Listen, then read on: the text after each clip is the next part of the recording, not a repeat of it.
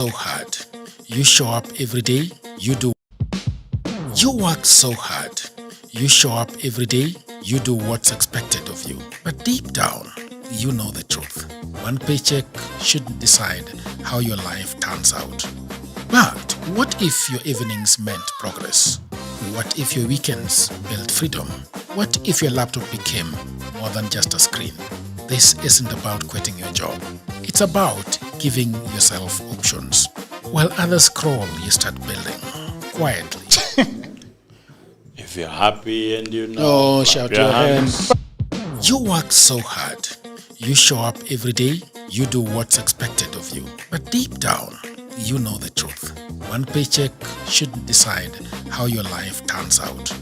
But what if your evenings meant progress? What if your weekends built freedom? What if your laptop became more than just a screen? This isn't about quitting your job. It's about giving yourself options. While others scroll, you start building quietly, consistently, and on your own terms. No pressure, no guessing. Just a clear system you can run after work, before work, or whenever life gives you a turn. That's what Goldmine on hustlesafrica.com is for.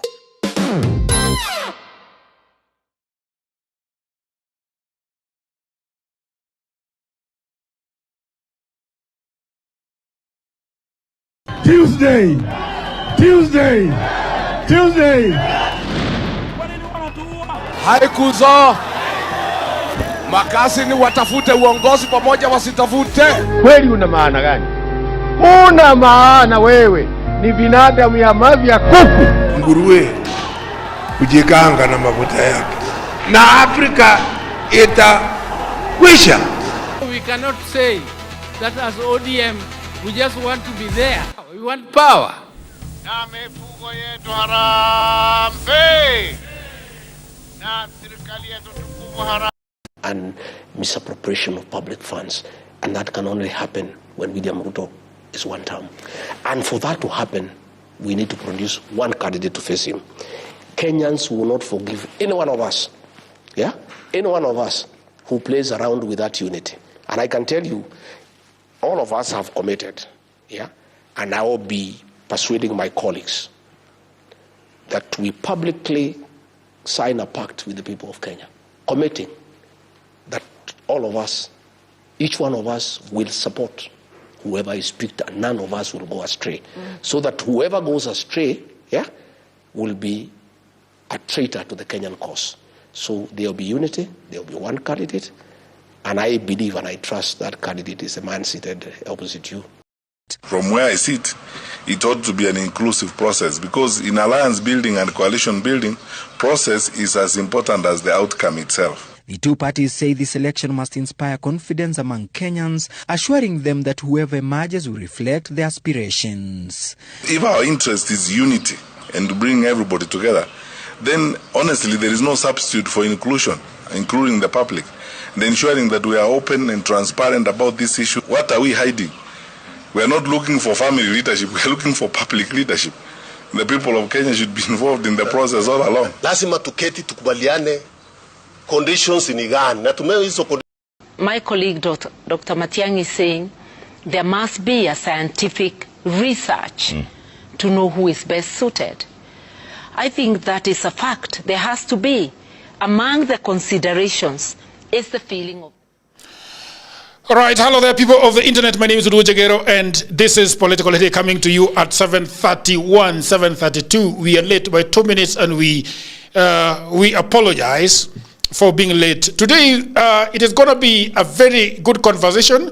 I have several people. Some are supporters of government. They refuse to say whether they get money from the government, but that is okay. The other time we were talking about the same thing, and one of them said that it is actually not a big problem getting money from the government because after all, it's our money. People of the internet, in Kenyan politics, there is an old saying that coalitions aren't undone by a lack of voters, but by a lack of agreement on who leads them. Right now, the united opposition is staring down a massive make or break moment for 2027.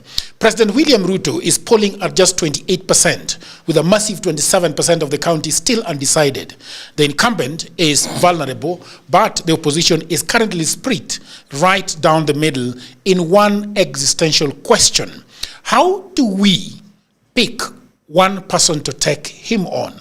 The conflict, consensus versus science. On one side, you have heavyweights like Mr. Kalonzo Musyoka and Rigathi Gachagua. They are sticking to the old school Kenyan playbook, backroom consensus and elite negotiation. On the other side, Fred Matiang'i and Peter Munya are pushing for something Kenya has never actually done before, a data-driven scientific process based on transparent polling. Why does this matter? Lessons on local history today, we are looking at what history and the rest of the world can teach us. We look back at the Kibaki Tosha moment of 2002, where a single shout ended the debate, but led to a broken memorandum of understanding. The closing stakes currently, the positions two frontrunners are neck and neck. Matiang'i at 13% and Kalonzo Musyoka at 12%. Neither is an obvious slam dunk yet. With a planned retreat in Naivasha, shelve and no agreed upon code of conduct, the clock is slowly ticking. Welcome to Political Headache. Today I'm in the studio with Mr. Joachim Simiyu. Joachim, how are you doing? I'm doing well. All right, great. Look, I also have Mr. Odhiambo, you know. Today I'm not going to call him a government apologist, because the last time I called him that, there was a lot of fighting in the studio, and he claimed to want to end the podcast and everybody goes home.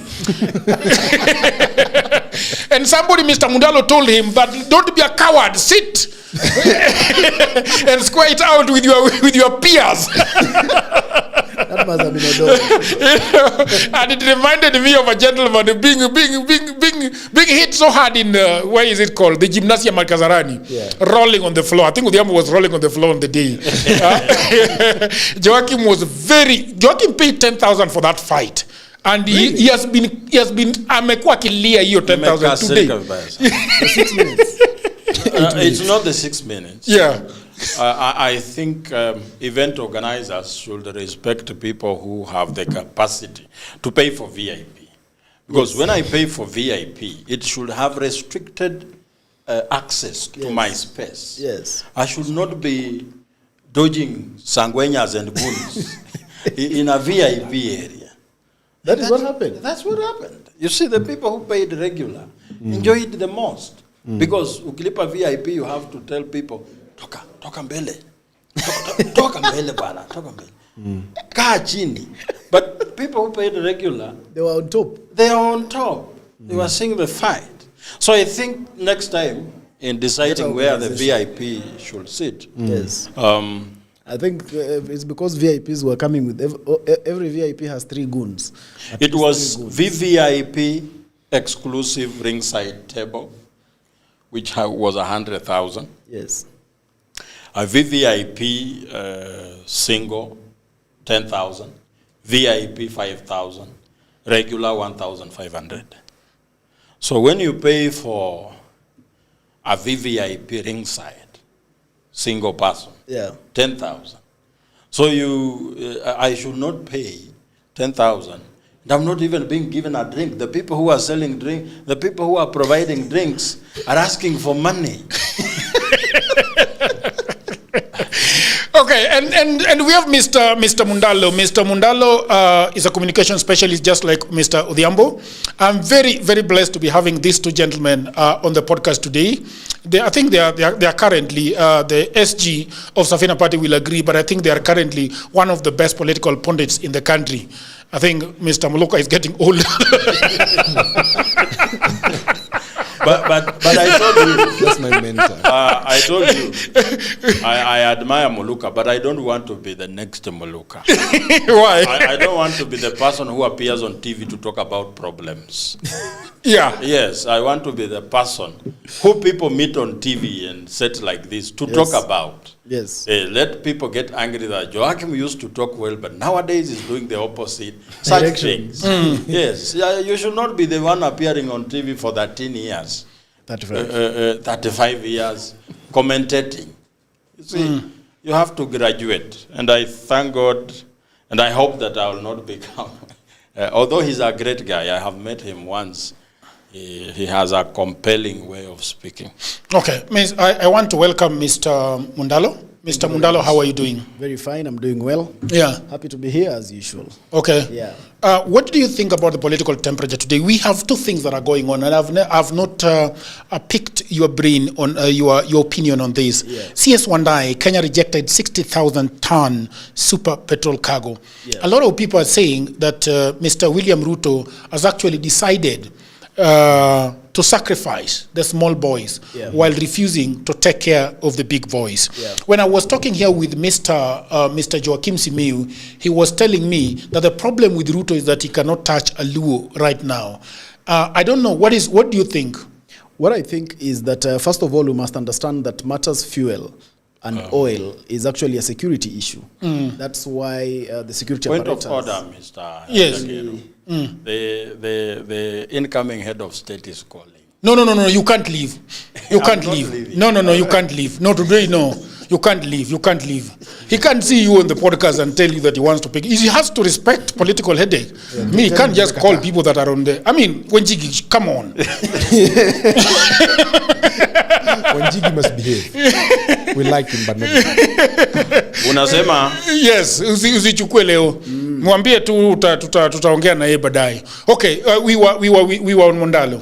Yeah, so saying actually, first of all, the matters of oil and fuel are actually security matters. Yes, right. And it is not just business as usual. When you talk about matters, it's not like you're talking about mosquito nets. This is a security matter. So when it comes to matters fuel and what needs to be done around the fuel sector, the process is just as important as the end result. And so for me, I feel like it was quite a good thing for the government to actually raid in early enough on this matter, so that at the end of the day, Kenyans don't get into a crisis of fuel, because it can actually plunge the country in a very improper direction. I think it was quite a good thing for the bigwigs to be seen to be taking responsibility. You have to understand, Jagero, that we live in a country where big is decided depending on who is speaking. So when clerks are arrested, we say the CEOs were left out. They are the ones who are the big boys. When CEOs are arrested, we say, no, they are not the big boys, we want the PSS. When PSS are arrested, we again say, no, we want the CS. So sometimes the problem with us as a society is that we want to have our cake and eat it at the same time. We must be able to agree that when government has taken action on something, we must be able to give it a chance. And so for me, I feel like it is a step in the right direction, that someone is being held responsible for something. The clamor and the noise about Opiyo Wandayi and all that is purely political, because the order of responsibility in a ministry rests with the PS. The PS is the person who is the AI holder. The PS is the accounting authority. Same to when you go to the parastatals, the accounting authority is the CEO, the executive directors. That's why even in the parastatals, the arrests are not on the chairs. They are not on the board. They are on the CEO. So for me, it is purely politics when people say that we want Wandayi and all that. Because for me, he is a political appointee, more or less like the head of the chairman of a parastatal. But of course, he has to take political responsibility. Because the political responsibility, where does it come in? One, it is his responsibility to make the country understand what exactly is happening in the oil sector and why he should not be victimized. Because the public is right to think whatever they think. But he must be able to take the political responsibility and say, hey guys, this is the reason why this happened. Because when communication is not done effectively, then the narrative of the opposition takes center stage. Then people continue believing the wayward things that are going on, with some people just saying that, you know what, these ones were the small fish. In fact, there is nothing bad that they did. Because you've seen that being propelled a lot by the opposition. Because, you know, in opposition is always looking for anyone who is purged with government. They try and see how they can recruit them to become members of the united opposition. So the political responsibility the CS has is to communicate this matter in a manner that Kenyans can have a much, much better understanding. Because for as long as people don't have a good understanding, they will continue saying we also need the CS, and then when you get to the CS next, they'll tell you they need the deputy president. When you get the deputy president next, they'll tell you they need the president. So we have to be a country that abides to our rule of law. This law, we are the ones who give ourselves to it. So when people are found culpable, when people are suspected of something, and they have stepped down or they have resigned, I think it's a step in the right direction. Yeah. Because for a long time, Jagero, we have always said that African leaders don't even step down. African leaders don't resign. Now here is a moment where they have been able to actually some step down and resign so that investigation can actually go on. I think it's a step in the right direction. And I don't think it's something we should keep reading too much into it to want to politicize it again. And of course, also we must agree that stepping down and them resigning is not an admission of guilt. It is just in the interest of being a good public servant. Yeah. Odhiambo, how are you doing, my brother? Amazing as usual, my brother. What is going on your side of life? I saw a lot of things happening today, but most importantly, of course, is what my brother Mundalo is talking about, and that is the happenings of today. It's the lowest of the lowest in the Orange Democratic Movement to see Joachim's, I don't know that is your former nemesis, the gentleman who was clobbered today by Wandayi. No, he was my boss at Bungalow Mwananchi. Yeah, it was a shame to see that this fellow called for a press conference to just express himself, and of course as a representative of the people at that level, he was clobbered and his body is bloodied. And this is... I haven't seen that. It is there. I can share with you. You can just check it online, actually. You can even check Nyakundi's post. Yeah, even in Nyakundi's post, it is there. Yeah. This clobbering, whether it was by people who are overzealous and protective of this fellow, or commissioned by Wandayi or his agents or otherwise, it's a very bad show of whatever can be. And I think Wandayi should... become of age and behave his age and stop that kind of nonsense. Because as long as it is happening in your name, we are assuming politically it is you who is commissioning it. Secondly, the lowest of the lowest again came from ODM party today when purportedly Oburu Oginga gave a statement saying don't touch our CSS in this oil scandal. I said the other day here when we were with Odoyo that of course, Wandayi knew something on this oil thing. And it has come full circle. And now it is open. It is known. Standard published it in the newspaper for today that he actually invoked an emergency clause. He has some emergency power at Kawi House that enabled him or that gave a green light to the purchase of this oil that has since been returned. And I think it is shameful to hear something like that coming from Oburu. If it was Raila, you would have seen something of this kind. You would have said, it is not right for such things to be happening in this day and time. As much as we are wishing the government well, we must also call the government to accountability.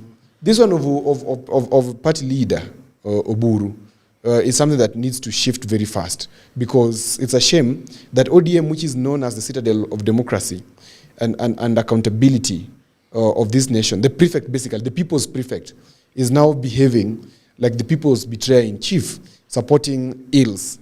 Whatever had happened, I said, and it will happen, it may be a matter of time, but I can see it happening. One day I will go home. Yeah. I don't know what Mr. Joachim thinks, because Odhiambo, you know the problem I have with suddenly telling everybody to go home, because I think that when we are talking about a government, we must zero in on where this whole thing starts. Yeah. Because for me, I would actually going with who we know Wandayi to be, the man who doesn't know the type of fuel that is in Turkana. I have a feeling that he would not know a lot. And even Mr. Mundalo, when he's presented with papers to sign, he might not understand the magnitude of what actually happens. As a matter of fact, if I were Ruto, I am sitting down and I'm asking myself, okay, who is cheating us from the very beginning? Then it goes to Joe Sang, it goes to a few of those guys. Yeah. So I think that is the reason why perhaps President, okay, if the President is asking himself, if I fire Wandayi, then the next question is, okay, who is above Wandayi? Yes, then that would be me. So should I also fire myself? So I think, but I want to go back to Mr. Joachim. I hope Wanjigi is not texting you too much. You don't talk about the head of state like that. That's blasphemous. Yeah? The head of state. No, but he has to come out of. I mean, you know, one thing we have established on this podcast that we think that Mr. Wanjigi is one of the best brains we have out there. True. That has been established. Yes. Our consistent, disappointment, and lamentation is that he has never come out. I hear he's going out of Nairobi immediately to Kenya in the bush. He has a poster with a fist. And I think he's calling Joachim to go and clean the guns. He's reading comments. That mic, you're the one talking next and you're messing that mic up. So, Mr. Joachim, or shall we welcome people before we tell you something? You say anything? Yeah. I think the Kenyan people should be welcome before we go forward. People of the internet, thank you very much for joining us tonight. Waiting for political conclave. Okay, Waziri 317 saying that. Meli Melawa is saying already in, at least our blessed dictionary of knowledge, our doll, Mr. Simiyu, is on the line now. Teddy bear. Someone is calling me teddy bear. Duke Ogweri is saying, hi Jagero, always tuned in from Lol Gorean. Really Kandi is saying, hello Jagero, waiting for the political temperature. We have just started it. Winnie Mutai is saying, watu waviti yambele hii. Okay, Owino is saying hello, the people of the internet. Really Kandi is saying we are in the house, people of the internet. Weflo is saying this is the kind of content we need. Big up Jagero for hosting. Waiting for Simiyu, Mr. Odhiambo, and Mr. Mundalo to drop them gems. Okay, we welcome Mundalo again. Mundalo has been very slippery. The other day we saw him in before White House, and a Mercedes parked on the front yard. in very white, in the US, they call it the farmhouse cabin house. Away from the hustle and bustle of town. Mr. Sylvester is asking, do you usually start getting ready at 7:30 p.m. or you lie on the sun? To tell the time, I think we started very on the dot today. Okay, Mr. Mozala is saying very informative analysis. Thanks a million. The sixth president of Kenya is one Mr. Edwin Sifuna, not Mr. Wanjigi. yes, he has every right to say that. He has every right to say that. Yes. Okay, so I think we have welcomed a few people. We want to go to Mr. Joachim and ask him about the political temperature. Mr. Joachim, I want to ask you about this oil issue. We have got 4.8 billion fuel scam. Do you think that Mr. Wandayi should go home or he should remain in government? On the contrary, as far as I believe that he should take political responsibility, I would like to hold a cloth for him today. Because I believe that Opiyo Wandayi is genuinely clueless.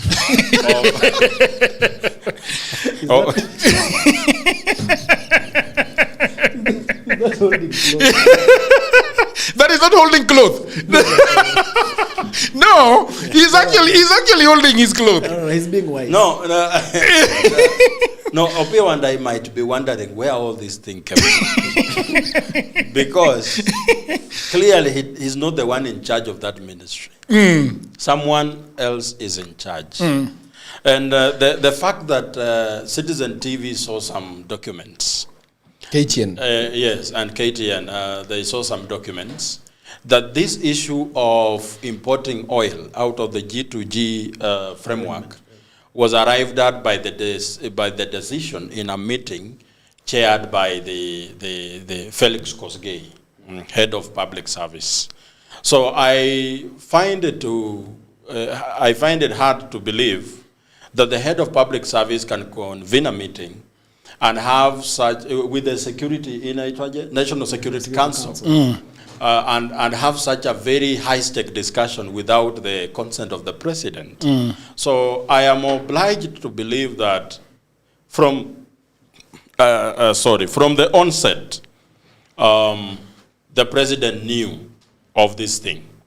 And my thinking is that the G2G framework felt threatened. And therefore, some people had to take the hit so that the president can save his face. And therefore, Opiyo Wandayi, being the person who is there to appease a section of the people, is not in the loop, but he knew of what is supposed to be done. But again, I want to believe that his role in this whole deal is ceremonial. So the people, that's why I believe that even the arrests, they are cosmetic, because you have to also remember that the 500 million that was recovered from the people who were arrested was recalled by some powerful politician who made calls and demanded that the money should be delivered to him. So exhibits in a case has been delivered to some powerful politician. So I don't know how we are going to achieve justice if on the onset, exhibit has already been eaten. So Mundalo is very shocked about the things that you are saying. I expect him to be more than shocked. Because yes. You know, there are rumors that sometimes are in the street. That sometimes when we bring to the fore of the public, when we cannot substantiate, it becomes very unfortunate. Because when we say that someone asked for the money, and yet this is an arrest that was done by the DCI, then they should be able to be having the exhibit, because that's what happens. That's standard procedure. So when we say that someone asked for the money, then we must also be able to prove that actually someone asked for the money so that we don't mislead the public. You know, this is the Joachim who once sat here and told us that Ethecon did not apply to become the chairperson of the IEBC. And that was very misleading to the public. But then when we go back to the data, we realize that no, it was not actually true. So sometimes, despite the fact that, of course, he's holding cloth, if I can use his word, for united opposition so that they can be able to smear campaign government, it is also nice to actually get the facts right, especially when it touches on our institutions, because our institutions are built by the more we continue to trust in them, not for any reason, but because, first of all, that is the law we have given ourselves. And two, if they must be wrong, we must also prove that they are wrong. Otherwise, when we smear campaign them through propaganda, then the person we do disservice is ourselves, actually. Yeah. Jagero, the things I'm saying are not hijacked from the air. Very established media houses in this country have said the same. Media houses say many things. And when a media house comes out and says, according to what they know, is that a powerful politician asked for the money, then I have no other option but just to say the same things. Which media house are you referring to? Where did you read it from? Was it Citizen? Yes, I was watching news on Citizen. So, this is not a smear campaign. We are only being very careful that such cases have happened before, and they don't go up to logical conclusion. So we are just being careful that the same shall not happen again today. And what I have just said, that from the onset of this deal, the very big honchos of government were aware of what's happening. So at what point did they realize that the people orchestrating this deal should be arrested? I have told you that must be a ploy to save someone's face. Going forward on the same, to talk about what my brother Odhiambo has mentioned, the Wandayi saga of today.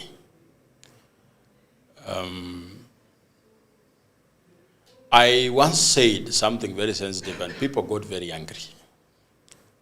That at some point, God does not hold things back away from you. He holds them back for you. And I'm imagining an ODM government, a purely ODM government. Go ahead. That's Lola. Lola is our family member. Go ahead. If to organize a press statement that's talking about a minister in office, you are clobbered, then I want you to imagine ODM as a party in charge of government. They will be having two apparatus of violence. One, we know that ODM is a party that leads in goons. And they will be in charge of government, so they will be having the police. So you can imagine running against the police and goons. That's the kind of government we'll be having today. So Opiyo Wandayi should be called out and to explain, because that press statement was about him. We cannot live in a country where when you disagree with someone, you leave them bleeding. That endangers democracy. And this is a party that has always sung about the benefits of democracy. So I do not expect such things to happen when they are being orchestrated by the same party that is talking about democracy. And today, they are talking about zoning. I'm just on the same political temperatures. And on the issue of zoning, I want to be, for once, I want to support President Ruto.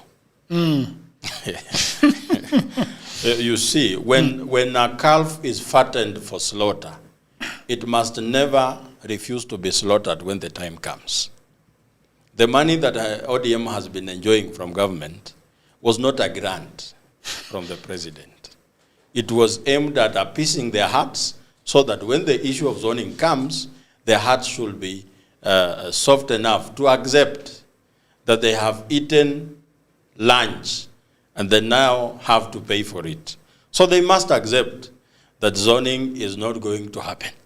Thank you, very important. Okay, I want to turn to Odhiambo. Odhiambo, there is also that political temperature that is going around, and somebody is saying that Deputy President Kithure Kindiki is changing tack in Mount Kenya, Mr. Odhiambo Tieno, and they are saying that he's no longer attacking like he used to attack. He's saying that, brothers, let's talk, let's agree, you know. Siasa mbaya maisha mbaya. What do you think about why is he changing tax? Is it a question of not wanting to, to go so much against this? They don't want the gentleman from Bunge la Wananchi versus Opiyo Wandayi. They don't want a bloody thing going on. What do you think? It's something beautiful because just hours ago we did discuss it here. I think it's not more than 72 hours since we discussed the narrative shift that's going to happen in Mount Kenya. And Mundalo, in your absence, we did say that Mount Kenya will have to sit down and talk as brothers for them to have a stake at the table. Yeah. While ODM tears itself apart and even beating its fundamental support base, especially the president of the Bunge la Wananchi, which has always been ODM stronghold. You remember even Mbadi, the expert, has always visited Bunge la Wananchi to explain the finance bill. And this has always been their citadel of remedy whenever there's a cause or a call for alarm in their end or even from the president's end. And Jagero, I am happy. I'm extremely pleased by Professor Kithure Kindiki. And that is the beauty of sometimes going to school. That you understand tolerance, you understand when to engage, and you understand when to withhold. And what the party has taken will for sure, I can tell you, with precision, will for sure cement the Mount Kenya vote, will for sure introduce a question for them to think about, not telling them what to think. Because initially, we've always had this thing of Mount Kenya being told, yes, we impeached Rigathi. Yes, it was bad. Yes, it was a bit of chest thumping. Yeah. But now, Professor Kithure Kindiki is engaging the second gear. And perhaps, let's say they watch Political Headache, perhaps. Yes. Because quite a number of them who we know actually watch our clips. They do. And if it is counsel that they have picked, it's something beautiful that conversation has to continue. And they have to talk with each other, not at each other. Or not down on the people or the subjects who are being ruled, quote unquote. I think it's a beautiful conversation, and you can see that Kithure Kindiki is seeking to cement his base and extend an olive branch, because politics has not been about enmity. Politics has always been about maintaining and pursuing the interest. And there's nobody who has bigger interests in this country, bigger stakes in this country than the common Mount Kenya voter. What do you think, Mr. Mundalo? Odhiambo, can you hold your mic a little bit closer to you because I see you leaning into it? Yeah. Yes, very good. Yes. Munga wajana na huyu jamaa. I think on the subject of Professor Kindiki and how he has chosen to engage Mount Kenya, I couldn't agree more with Odhiambo, because I have kept saying that when you are the people in power, then you must learn to talk to the people, not at them. Especially when you are in a democracy like Kenya. Because what happens around the democracy like Kenya, Jagero, is that you have commercial activists and then you have an opposition that is always spewing and selling hate against the government. Now, this hate inflames the emotions of the people to an extent that sometimes they make emotional decisions that are not based on fact or truth. Now, the only way you can be able to drive fact and truth into the people when you are the ones in power is that you must tone down and speak with the people. You must engage in a conversation. And that's what I've seen Professor Kindiki starting to do, which I really applaud.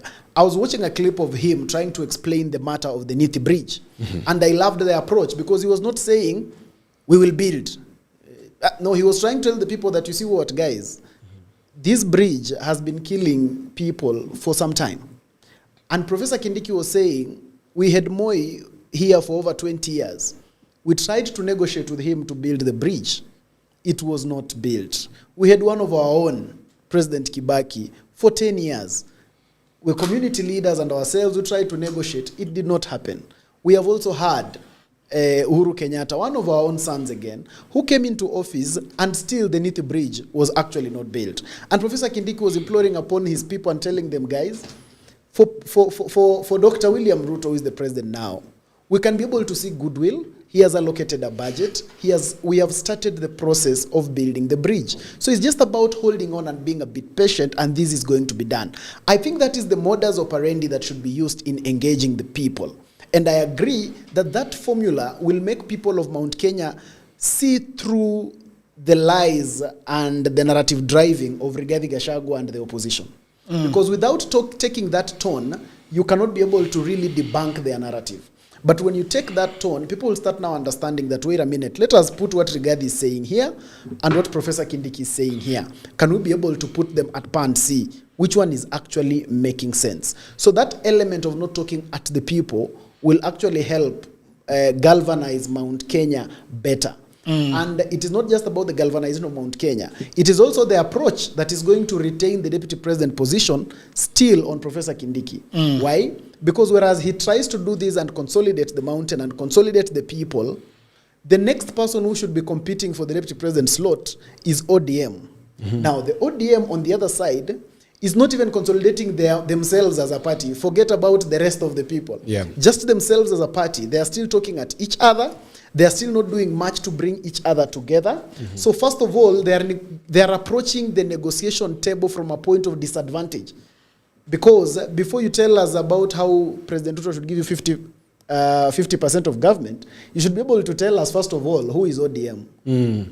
Are you A or B? You should be able to tell us when we are discussing which ODM are we discussing. Right. So when you are putting an ego and you want to chest stamp, who exactly are you? Do you have everything in order? The other mistake that ODM is doing that I saw, and I could be corrected if I'm wrong on this, I saw semblance of some meetings of people from ODM trying to undermine the others who are in government from the region of ODM.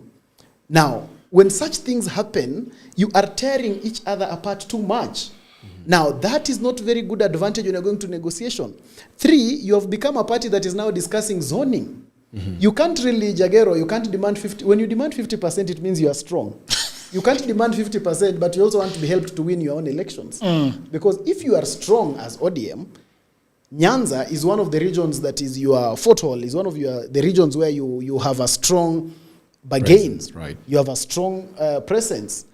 Why should it worry you when other people also put their candidates there? Because it should be obvious that you will just win and they will lose. Yes. The fact that you still need help to win your own seats puts you at quite a disadvantage, and therefore it does not place you at a place where you can actually chest thump and say we want the deputy president and we also want 50% of government. It's at a point of advantage, at the point of disadvantage. And that, when you juxtapose it with what Kindiki is doing, Kindiki is going far ahead of this game. You can be able to see Jagero. All the governors in Mount Kenya East, are not, none of them is talking against Kindiki. All the members of parliament.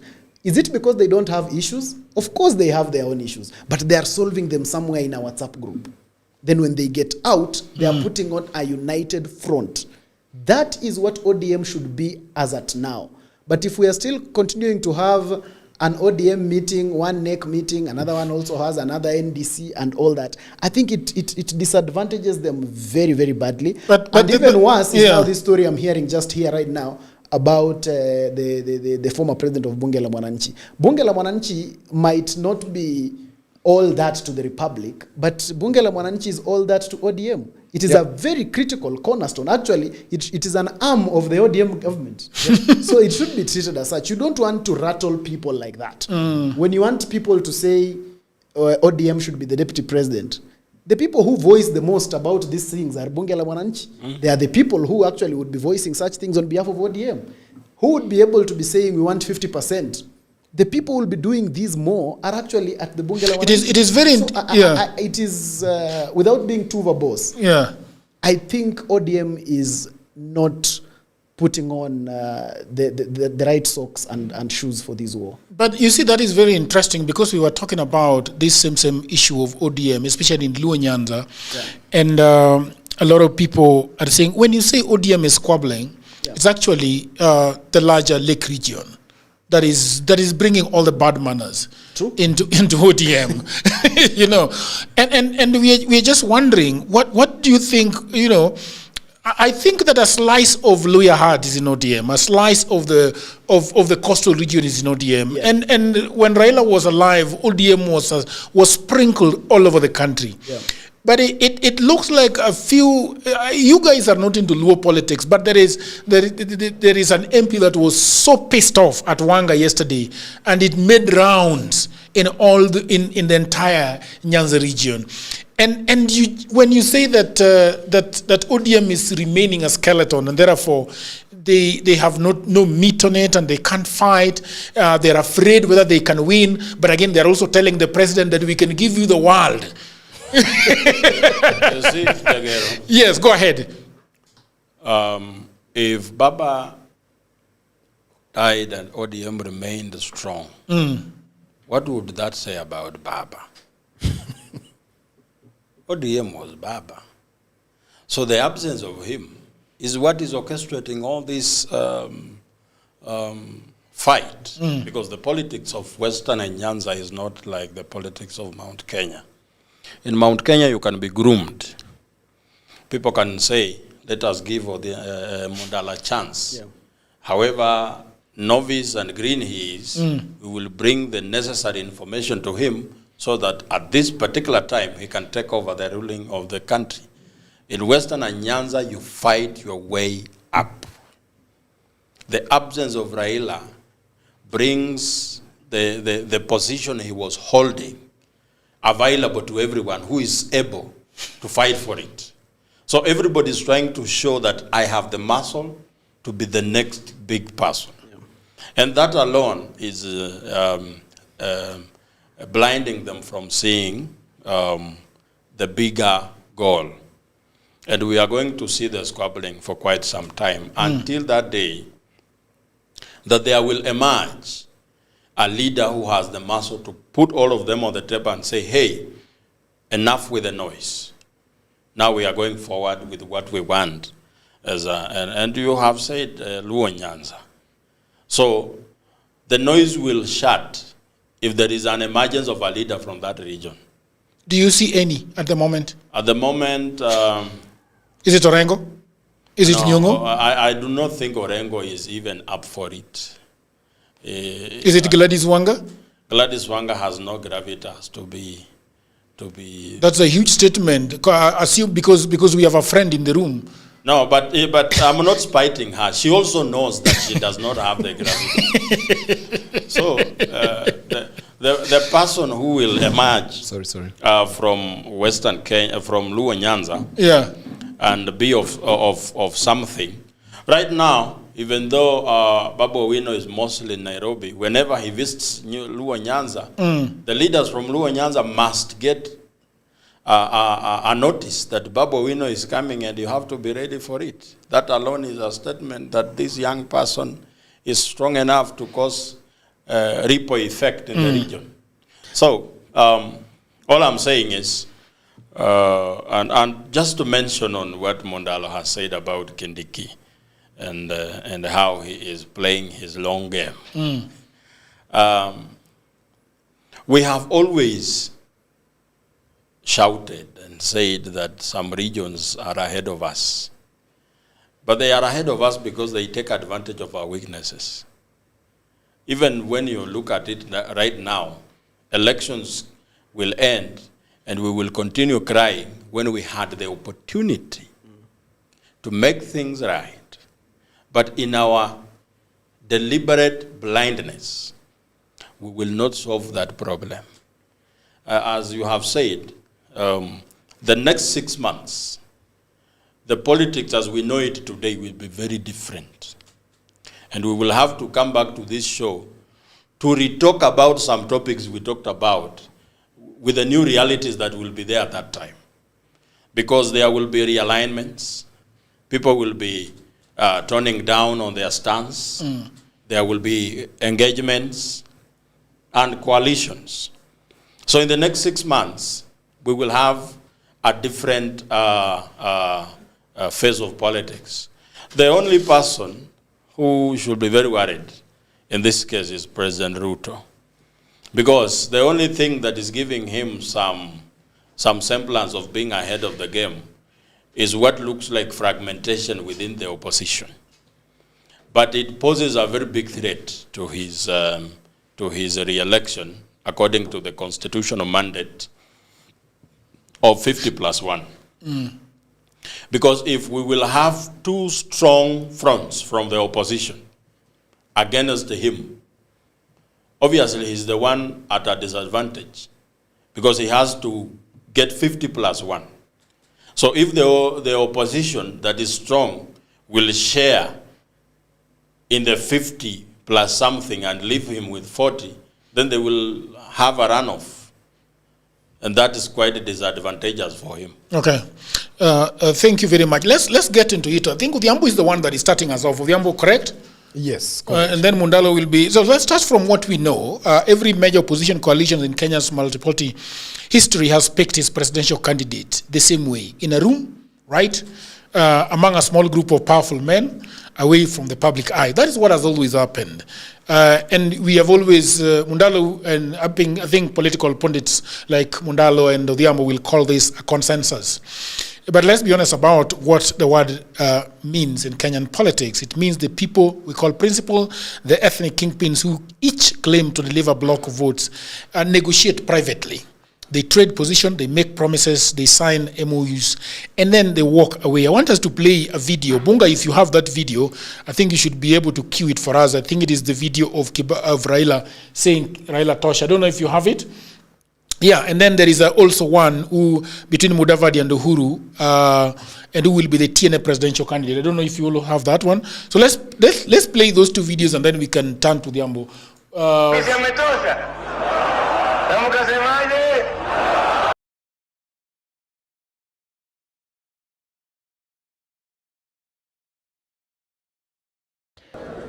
I wish to state here and to appeal to all the supporters of the parties of this coalition not to blink and not to sleep. It's a journey that we believe, we trust, and we shall work toward ensuring that it is a journey and a new beginning for this great country of ours called Kenya. The two-week timeline is expected to provide the time for the daunting task of preparing the supporters of either of the candidates for the reality that their leader will not be running for president as earlier planned. God bless you. and you'll hear more from us. Speculation is rife that Deputy Premier Uhuru Kenyatta has been prevailed upon by internal and external forces to step down for his counterpart Musalia Mudavadi. None of the leaders or their aides would respond to this. Okay, so Odhiambo, that is Raila saying Kibaki Tosha. There is a video of the gentleman, Mr. Kalonzo Musyoka, speaking at a funeral. I don't know if you have that video. I had given you guys that video. Do you have it? Or Raila talking at the same funeral at the Gusii Stadium. Do you have the one for Raila? Yeah, I don't know whether if you got it, you can play it. The one where he's talking at the Gusii Stadium. Together for people and LDP, which had formed the National Rainbow Coalition. And the Rainbow Coalition then teamed up with NAK of Mike Kibaki, Malwa Kijana, and Charity Ngilu to form the National Rainbow Coalition, NAC. As Kalonzo has said, we had lengthy negotiations at Serena Hotel. Courtesy Kalonzo, who was then Minister for Tourism, although he had resigned. And then I put a question. We want to come out of this meeting with one candidate because Kanu was at Kasarani and knew that we were going to come out with Uhuru Kenyatta as a candidate. So I told them, let us agree that we can only have one candidate. So as they announced the candidate there, we also announced ours here at Uhuru Park. Nobody was willing to budge. I said, I'm pulling out myself. Who follows me? Nobody was ready to follow me.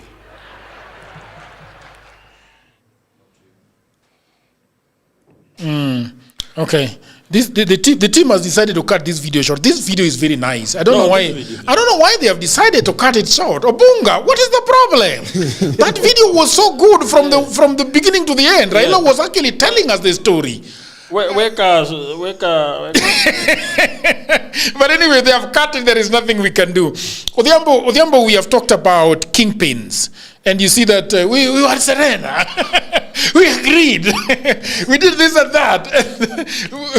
And the interesting thing is that they're saying that while they're at Serena, making the consensus before they cross over to Uhuru Park, Uhuru and his team were also in a conclave somewhere, conferring and saying, what shall we do? But Raila is claiming that he knew that they were going to pick Uhuru, and so Odhiambo, take us back to the beginning of coalitions, because we are actually people of the internet looking at who exactly is going to emerge as the presidential candidate in the united opposition. Is it going to be Mr. Wanjigi? But also they will say that Wanjigi is not in the united opposition, that Wanjigi is the fourth force. Because somebody will also say that Sifuna is the third force and might be a presidential candidate, but that's not a third force. So I think right now we are having several conclaves where Mr. Wanjigi, Mr. SG, Joaquim Simiyu, and Willis Otieno are in a conclave to get a presidential candidate. And then Sifuna, Abizwena, Orengo, are in a conclave looking for a president. And then we go to united opposition. I think in State House there is no conclave. Yes. Right? Udhiambo. So yeah, let's go back to 1997, 98. Yeah. Because that's where the story of the Kenyan politics takes a fundamental shift forever. And this is after Raila contests for presidency, announcing his arrival at the presidential stage, departing from the normal parliamentary occurrence that he was trying to do before, having represented Langata constituency for, I think, in 2 elections. That is when he went in, I think, under Ford, if I'm not wrong, and later on under his own party, NDP. So that's where our story as Kenya shifts fundamentally, because there's something that is not being said. In 2000, you say something? Because I'm looking at what the people of the internet are saying, that your mic is too loud. Yes, they have said that. Bunga reduced one.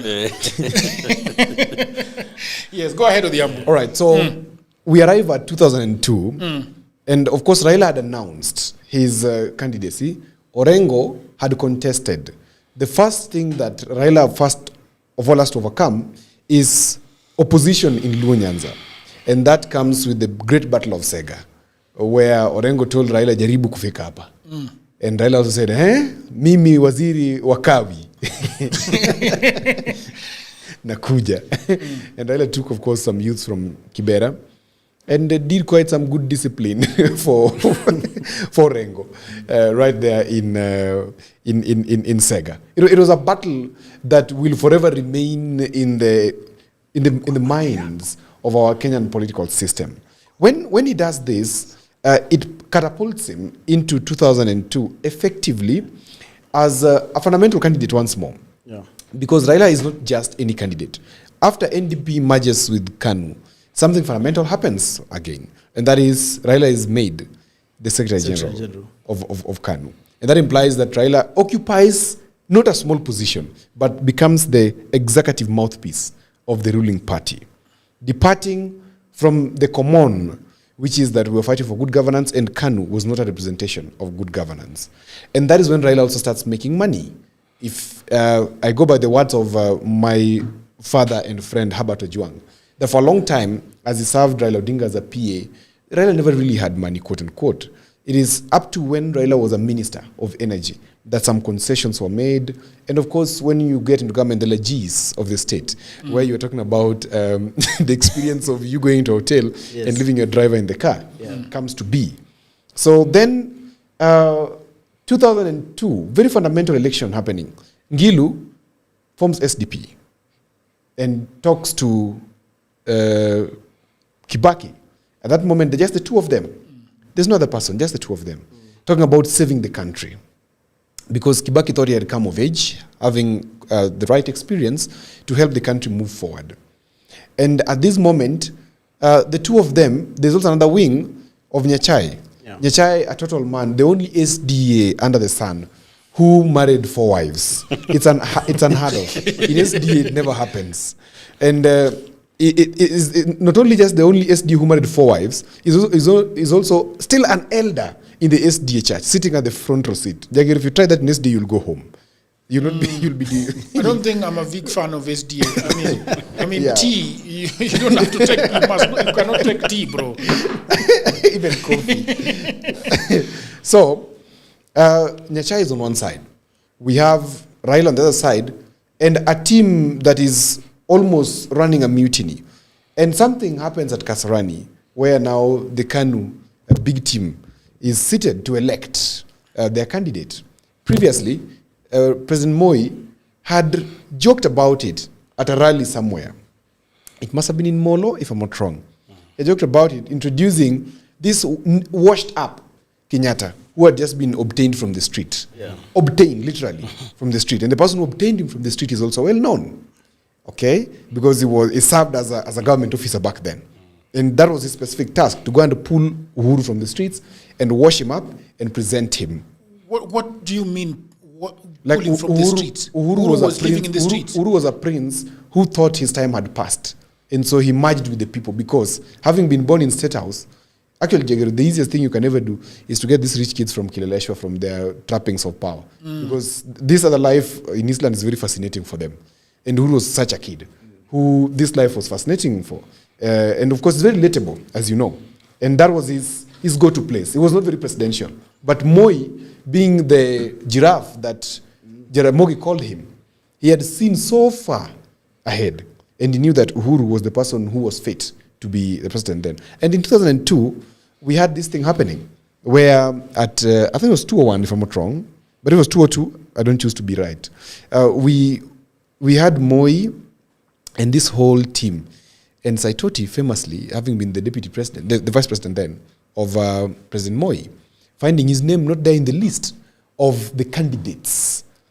Okay? And you remember when he stood, he gave the very famous speech of, there comes a time when a country is more important than a person. He's the first person to ever say it. Raila later on reverberated whatever he said. He said, there comes a time where a country is more important than a person. And I think when he had asked, when he had asked Moi, Saitoti, kama jina yako haiko. Well, but Saitoti saw his name. Saitoti being the deputy president, the vice president, he automatically expected that he was going to be amongst the people who are going to be considered. Okay. To be he was first among equals at the He was time. first among equals, actually. It was this man who had served President Moi very well for a long time as the vice president. And so automatically, he was considered to be. And even later on, if you watch the media reports again, and if you listen to the happenings within the political world that led to Saitoti's death, it was again because he was believed to be one of the best candidates, because he had a mix of Kikuyu blood and Masai blood. And that was a very fatal or very serious card that he would challenge. And it was also very money. He would challenge. And international acceptance. International acceptance. He would easily challenge anybody who was coming to contest. And so his downing, it has been said in the media, it's not something I said for the first time, that his downing and the Raw Ojode, of course, was a very calculated move. Now, so it is realized at that time that it's going to be impossible to have Saitoti. And so Moi had selected his man. And his man was who? Uhuru Kenyatta. Deputized by who? William Ruto. This is 2002. That's maybe a history that many people do not know. Yes. But Ruto was actually already contesting then. Yes. Under President Moi. So there's something that happens which the media has never known, which today we will reveal for the first time, following that very clip that has been played. Yeah. We were with you, Jagero, when this story was being told. Of course, we won't mention the source, but we were with him. Yeah. When a person who played a major role in the tying up of that thing at Uhuru Park happened, he told us that, you know, while Raila had just met Nyachai, a deal had been reached and something had been obtained. Okay? That is what this person was telling us, so we are reporting it. And as he left Nyachai and told him that he's coming back to give a response, where did he go to next? He went to Serena. At Serena, another deal was being cooked. And that deal had a cash price on it. It was not just about the people. This was also about what Raila was believed to be. At that time, Raila had conducted his polls. Raila was very scientific in his approaches. And I can tell you, in the history of Raila contesting, he had always used a pollster. Actually, there were two. One of them passed on recently, called Caesar Handa, and another one is still alive. Is one who is very media shy, but still alive. Is the one who presented Raila in 2001 that his chances to be president in 2002 were near zero. Okay? At that time, he had just gained 15% of the country, or of the votes then, in terms of perception. Yeah. So it was not enough to catapult him into a presidential contest. Yeah. And Raila considered this science, and he used it to leverage. Because then what did he have? He had the street already. Because he was just entering this new front, and he was daring the government. He had just been given this ministry, and he was this powerful, quote unquote. He was this new Luo leader that people were looking at. He was this representation of Jaramogi. He was the fire that people were looking at. And so it was looking quite good. And also Raila knew that if he went down with Moi, that would be the end of him. So he had to jump ship. But in the jumping ship, a deal was made. And money exchanged hands. That has been said. And it was not small money in 2002. And when this man delayed, I understand somebody was taken to the window of one of the floors and shown that, you see these people, these ones, all of them, yeah, you need to speed up. Because if we go out there and we say whatever we can say, this thing will be done. We will announce somebody else. So it was high-stake negotiations. Yeah. And the Muranga and Kiambu and Nyeri mafia cobbled up very fast, as you saw in 2017. For the first time in this country, 2017, we saw what could happen in terms of Mount Kenya mafia showing up in public actually and saying, me have given out this money, So this thing happened previously in 2002. And these guys cobbled up some money, and there's a balance to be paid. And that happened at Hilton later on. I can remember that story word for word. I'm really editing out. So anyway, long story short, in 2002, it was never about consensus. It was deal making. And that deal making included an MOU. That MOU was in favor of the kingmaker. But the kingmaker was politically naive then. I say that because he knew so well, or he ought to have known so well, that kingmakers are always murdered after an election is won, or after the king assumes the throne. So we passed that election. Of course, Kijana Wamalwa becomes the first vice president of the post-Moi era. Uhuru lost, and they accepted, and they went to opposition. But that's where the calculations begin, where Materi Kereri. Yeah, Materi Kereri. It says, you know, hatuwezi kuwa na serikali ya pembe mbili. Hakuna kitu kama MOU. Hakuna mahali kwa sheria imeandikwa MOU. Walifukuzwa Uburu State House. Walifukuzwa Uburu State House na gate ya State House ikafungwa. Nasema nyinyi hakuna deni. You hear that hakuna deni thing? Yeah. That hakuna deni thing was a reminder to whoever that something was paid. You remember when they were telling Ruto that hakuna deni, and Tuju going on TV and saying that, you know, we paid Ruto 7 billion. Anyway, I'm coming to that.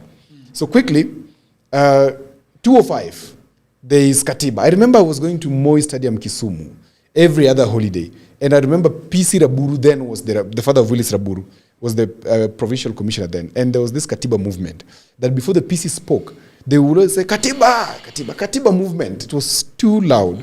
And of course, the clamor gave us the Naivasha, I think Bomas, a Naivasha draft. Yeah. And I think we went with Naivasha draft, if I'm not wrong. It was an edit of the former one, and it failed. So they know and yes that gives birth to 207 elections. I said gave birth to 207 elections because the parties then were a formation of, because it was simply a very bitter divorce between these two people. So now we are at 2007. Before you go to 2007, please, yeah. I want to talk to these two gentlemen and ask Mundalo and Mr. Simiyu. Mundalo, looking back, do you think that there is anything that we missed by saying Kibaki Tosha? Do you think that it was the best thing that happened to us at that moment in history? Because I don't know what Saitoti had, I don't know what Nyachai had been promised. I don't know what was going on with the other principal.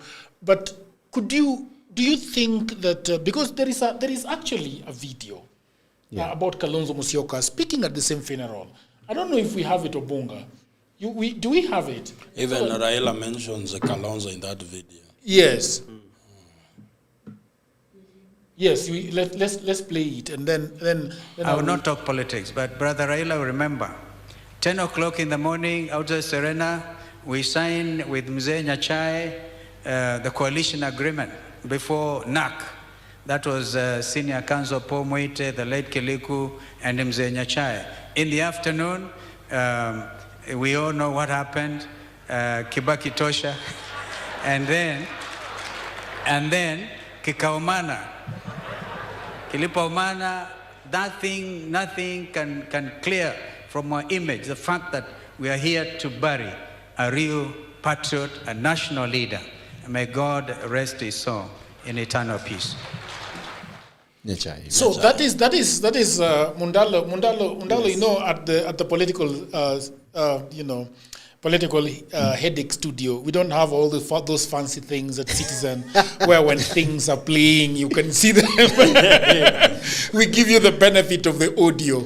So that is playing in Kisii at the funeral of Mr. Nyachai. Yeah. And there are lots of them there. Actually, almost all of them. I think the Serena 0 was all there. Yeah. And then Kalonzo is saying something that is very important, that Kikaumana. Yeah. Yes. And if you are not watching that video, but they say the time he says Kimeumana, the camera turns to Raila Odinga. Yes. Raila Odinga laughs and looks down.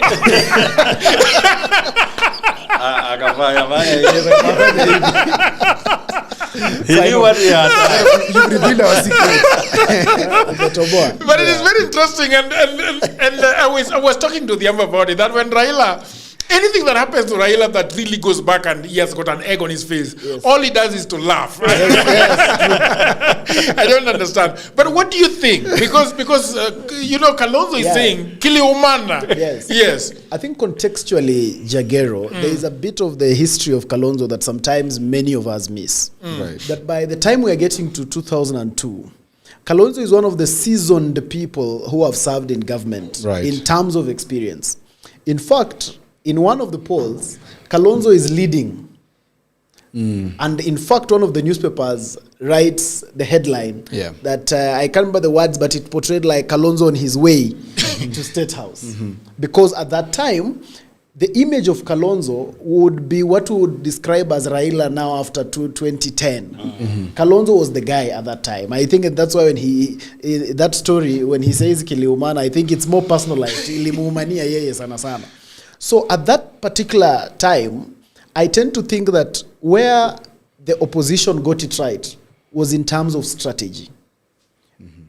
Because whereas we always look at that election, we also must be alive to the reality that whereas we think there was a landslide win by Kibaki, it was only just about 62%. Right.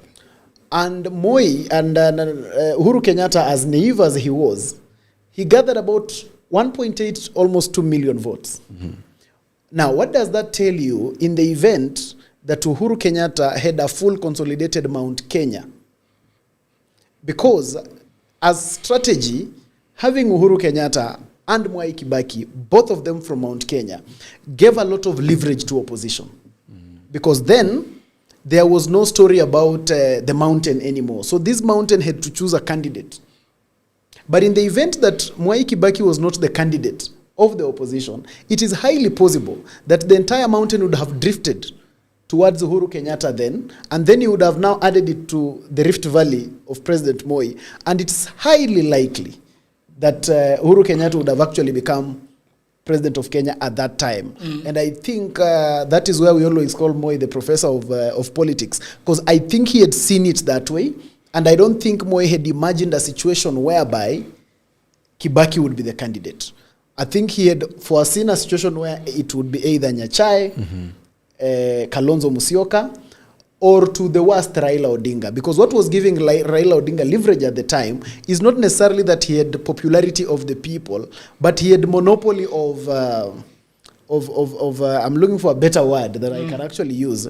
But Raila had the monopoly of the shouting contest. Right. You see, the person who does not necessarily have a lot of people, but the few that he has are very loud. Yeah, and he was quite chaotic at the time as well. He was the rabble rouser at that time. So I think that was the imagination of how the election would go the Moi way. So for me, I think where the opposition got it right was more from a strategic perspective, not necessarily from a governance perspective, but in terms of the strategy, and of course Raila being Raila, and we are just learning that he was quite a consumer of data as well. He was able to see how the data is driving the election, how the strategy is, but also how he can cut something for himself for the sake of the future.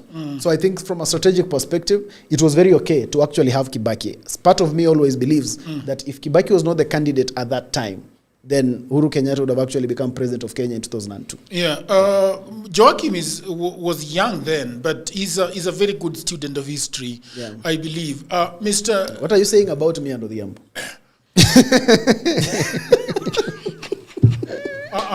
If the shoe fits, then wear it. I am just being factual. Yeah. Because, but Joachim, do you believe that why do you think that the president of the Republic of Kenya at the time, Mr. Daniel Toroitich arap Moi, was not interested in rigging this election of 2002? All guns were pointed at him.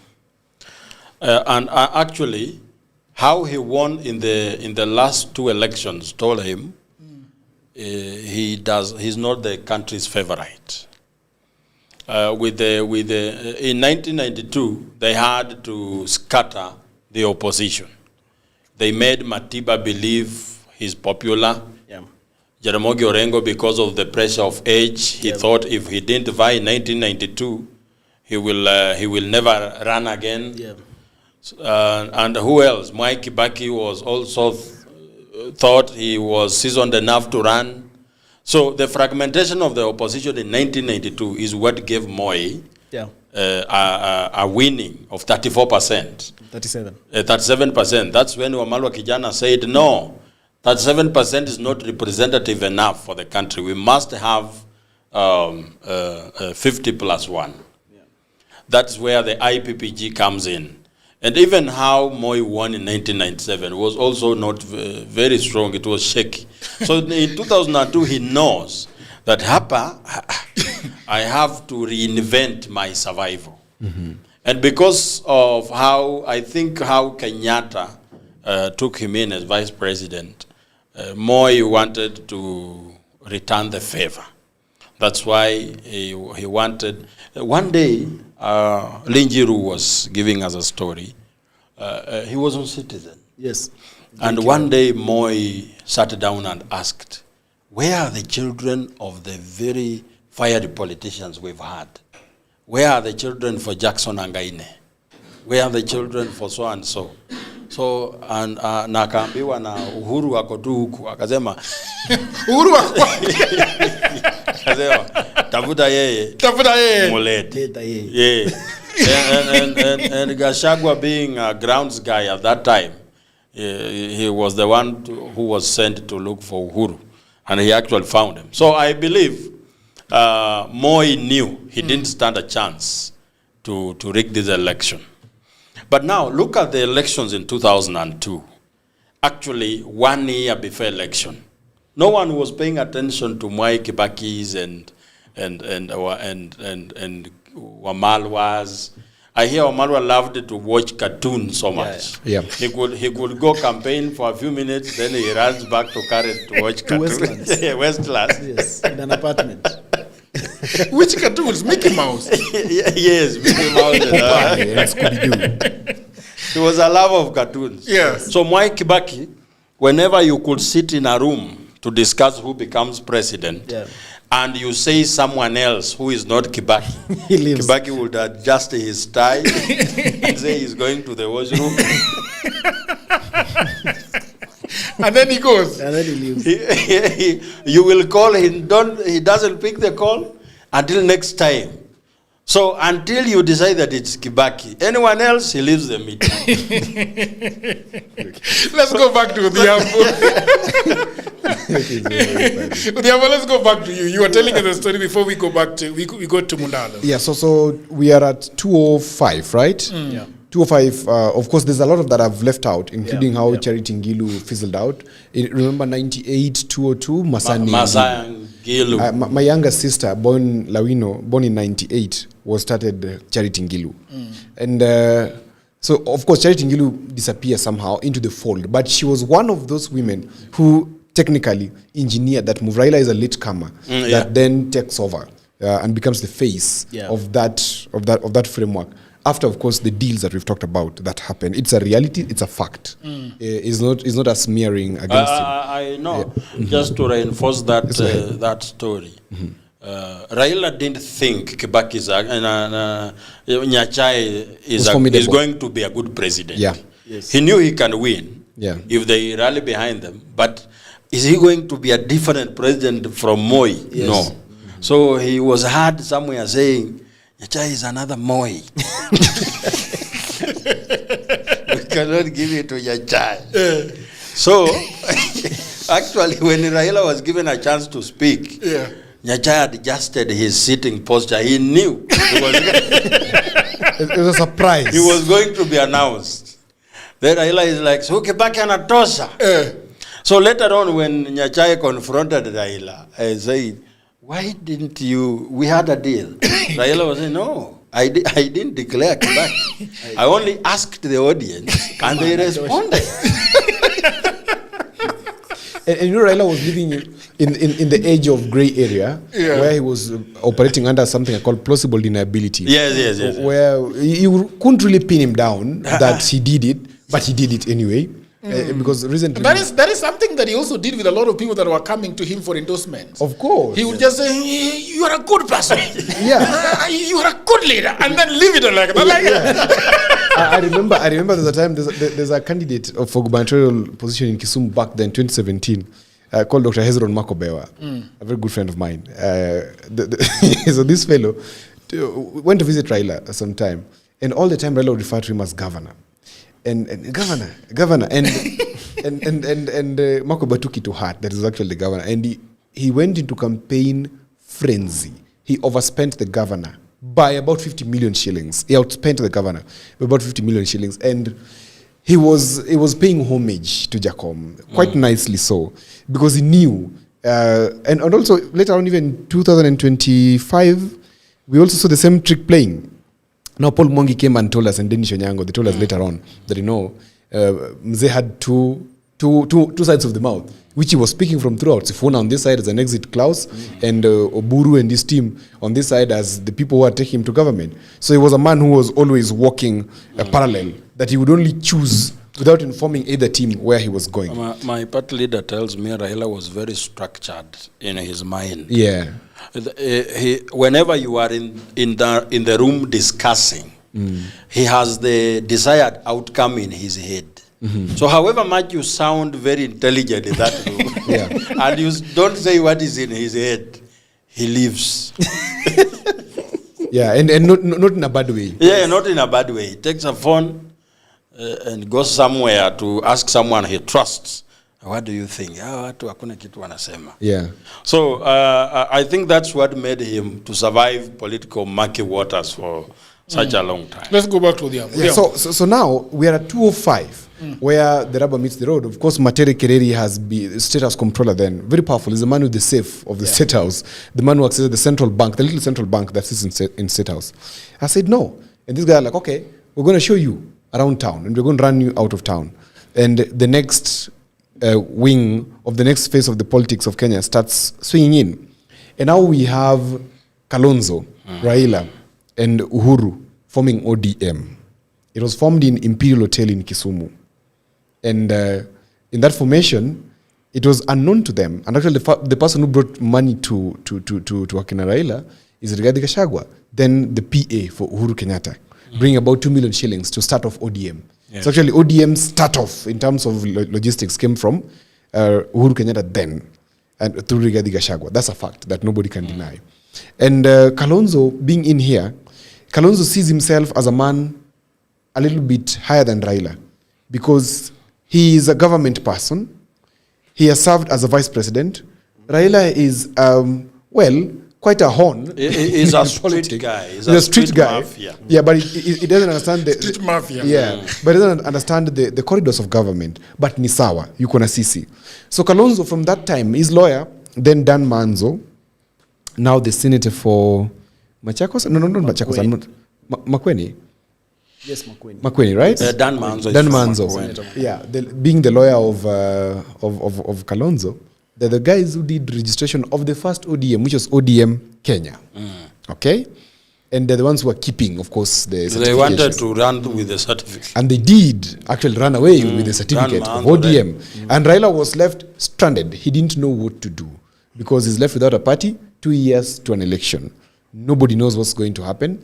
And Raila is extremely stranded. So what does he do? He sought the help of the guy who registered ODM. He's told that actually somebody has registered ODM.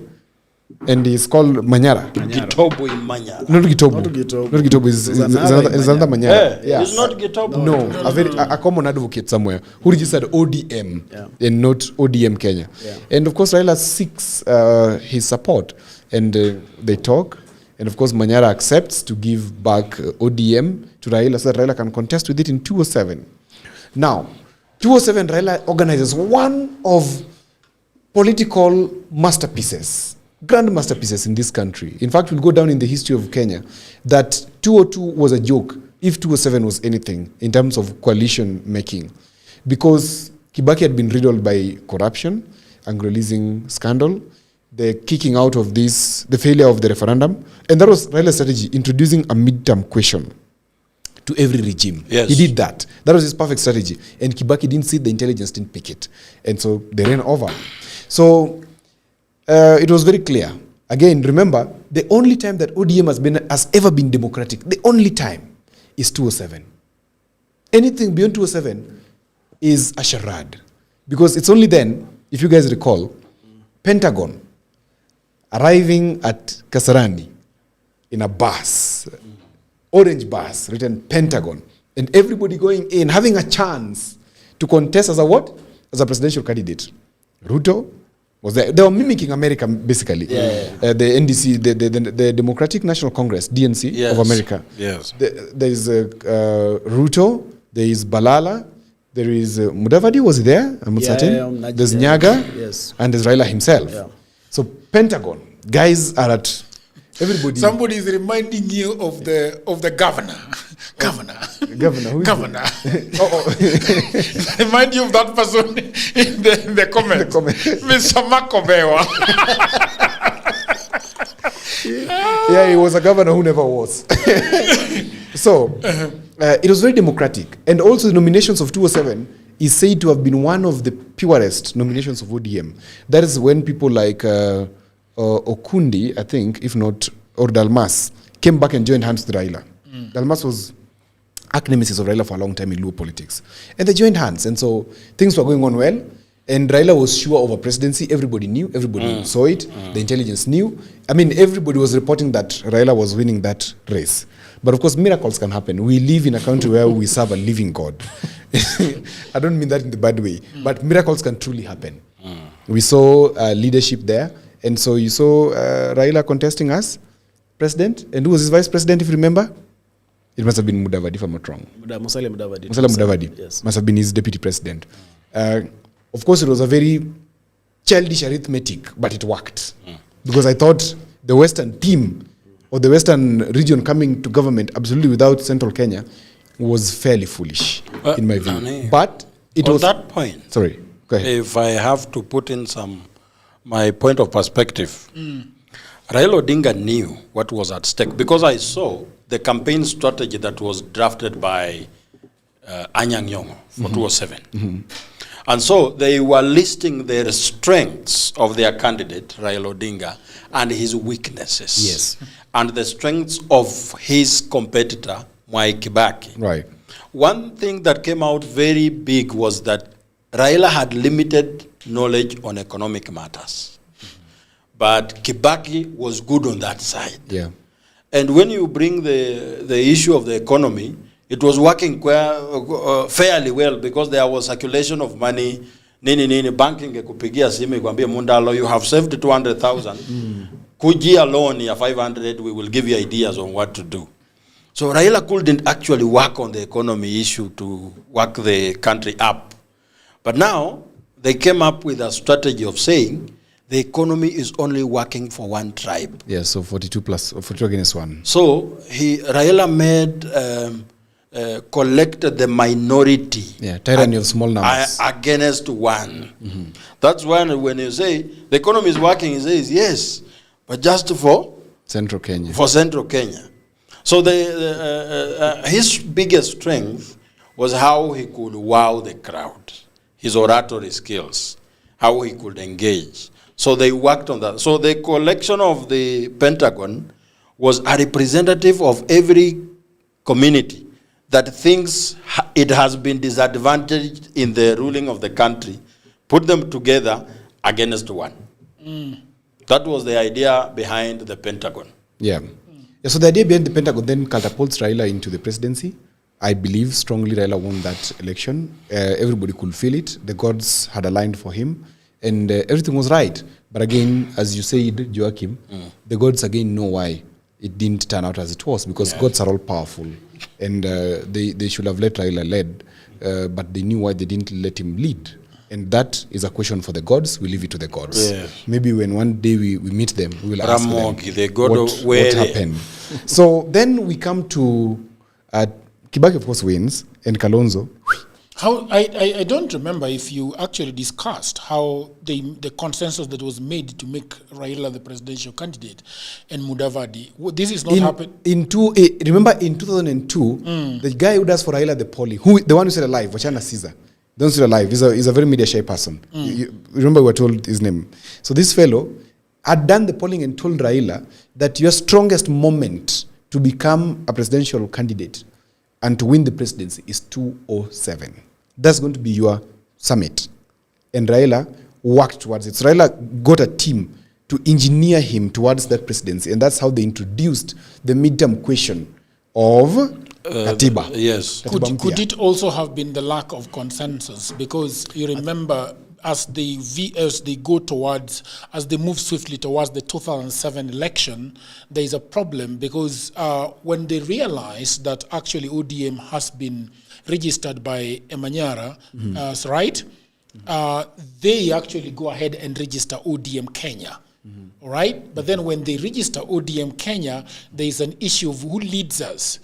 And Kalonzo refuses to actually leave the presidential ambition that Raila had to Raila himself and decide, okay, Raila then, that is at that point that Raila takes off and goes back to the gentleman that had actually his ODM. Yeah. And he goes and say, Bwana, kina Kalonzo wamekembia na ile bwana. So because at some point Raila actually remains partyless. Yes. There is a window. Yes. I think I get where the point that Jagero is driving at. Yes. And his point is wholesomely on this question of what happens to this coalition. And there's something that I talk about pale nyuma kidogo, when I talk about, remember, in 2002, when people are now putting together machinery to run, Kalonzo, you've just had it on the clip, Jagero, and Kalonzo talks about kitu ikafanyika ikaumana na kikaumana. Remember, as early as 2002, Kalonzo considers himself the senior most politician in this group. And he does still today. Now, very, very true. Now, when we are coming to 2007, Kalonzo Musyoka still considers himself the senior most politician in this group. Yeah. And so for Kalonzo, the only way this is supposed to work is that he should be the presidential candidate. Yeah. That is the only formula that works. Okay. Now, there it brings us to the question of now, the consensus that is supposed to come at play to make him the candidate is now what does not work out. And he's able to see through it and see that he's not favored in terms of the numbers, in terms of the people sitting on that table. Yeah. And what does he do? That's why he bolts out and goes away with the party. Okay? So when he goes away with the party and creates himself as a presidential candidate, there is now again a new coalition now, the Pentagon.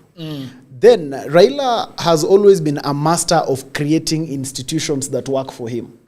So he creates this institution called the Pentagon, and they create this perception in the country that it's going to be a democratic process of picking the presidential candidate. Yeah. So in 2007, Jagero, the process is democratic.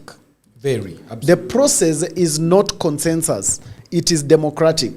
So it is taken to, was it Kasarani Stadium? Yes. Whatever the stadium that was.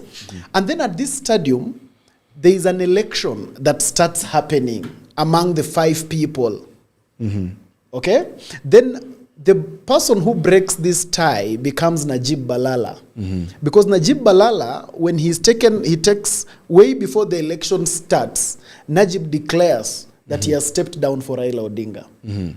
Now, when Najib steps down for Raila Odinga, in fact, even the media outlets start proclaiming that Raila is the presidential candidate of that team. So there was an attempt at having it democratic, but it was guided democracy. Because the end was actually known. It was just the process to sanitize the end. And Raila was very good at creating institutions that were able to do that. Yeah. The lawyer was actually Mugambi Manyara. Yeah. Yes. Go ahead with the Ambo. Yeah, so there we are. So that we go to, because we are yet to come to. Yes, I want to go very quickly. So now, fast forward, of course, Kalonzo uses his gimmicks to bargain. And now you're realizing that Kalonzo is not a fool by this time. Kalonzo has been in government for quite some time. Kalonzo understands that he has a 10% vote somewhere. And he understands that the canvas must remain in government. And he ensures that actually they remain by taking a deal with Kibaki very, very fast, as soon as Kibaki announced himself. And deal, hurrah, we have a grand coalition government that then turns Kenya to the next phase, which is the pivoting to the 2010 constitution that redefines the politics forever. Because the deputy president is now not an appointee, but an elective position that is elected on a joint ticket with the president. Although there are what I call reliefs in the constitution in the instance that the deputy president becomes rogue, just as we have reliefs when the president becomes rogue, governors, ministers, etc. Now that pushes us to the new phase of Kenyan politics, which is scientific politics. Remember, initially, as much as Raila was relying on data, he was also relying heavily on euphoria. But post-2008, we are having the advent of Facebook.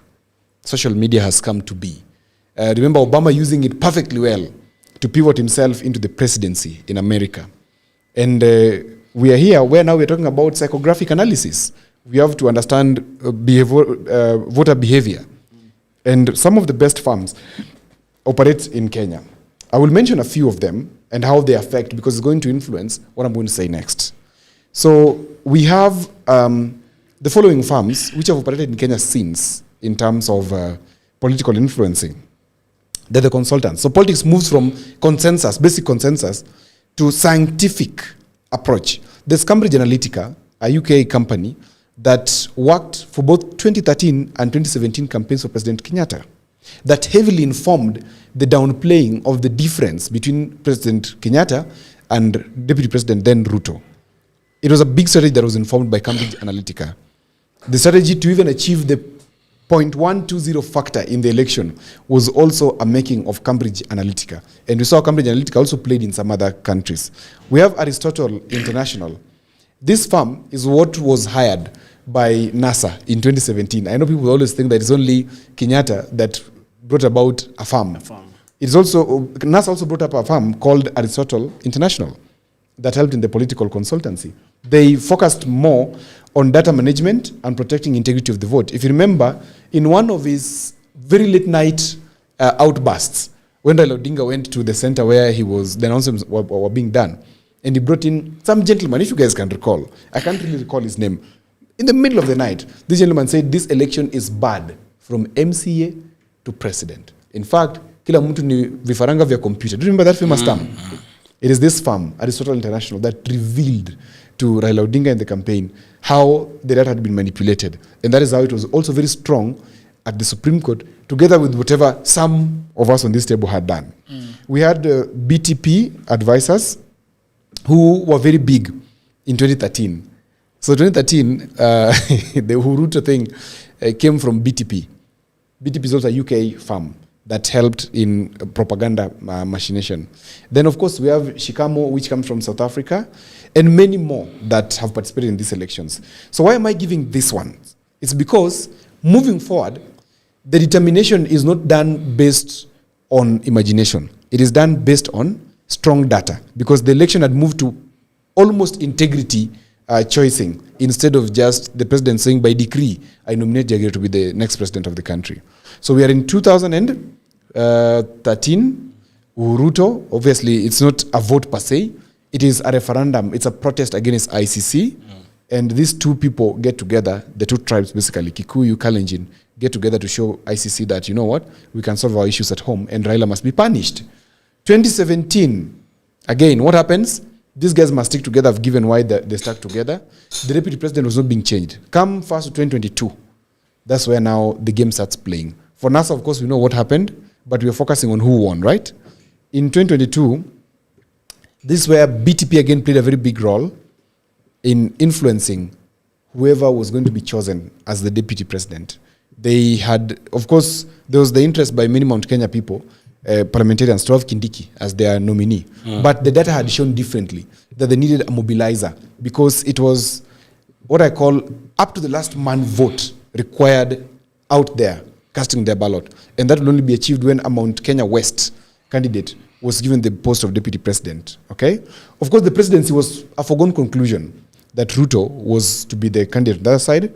On this side, Raila, being the behemoth that he was already also a foregone conclusion. Then quickly comes in 2026, 2027, where now Matiang'i has hired as a Canadian firm and is going scientific, because Matiang'i understands that science is how things work out.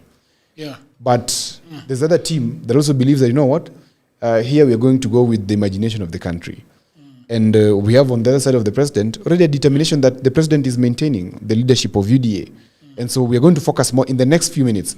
How do we arrive within the next 6 months on a presidential candidate? And what if the strategy of the opposition is not to have a presidential candidate up to 2027 and go in as two heads to deny Ruto the first important chance of 50 plus 1 and taking him to what?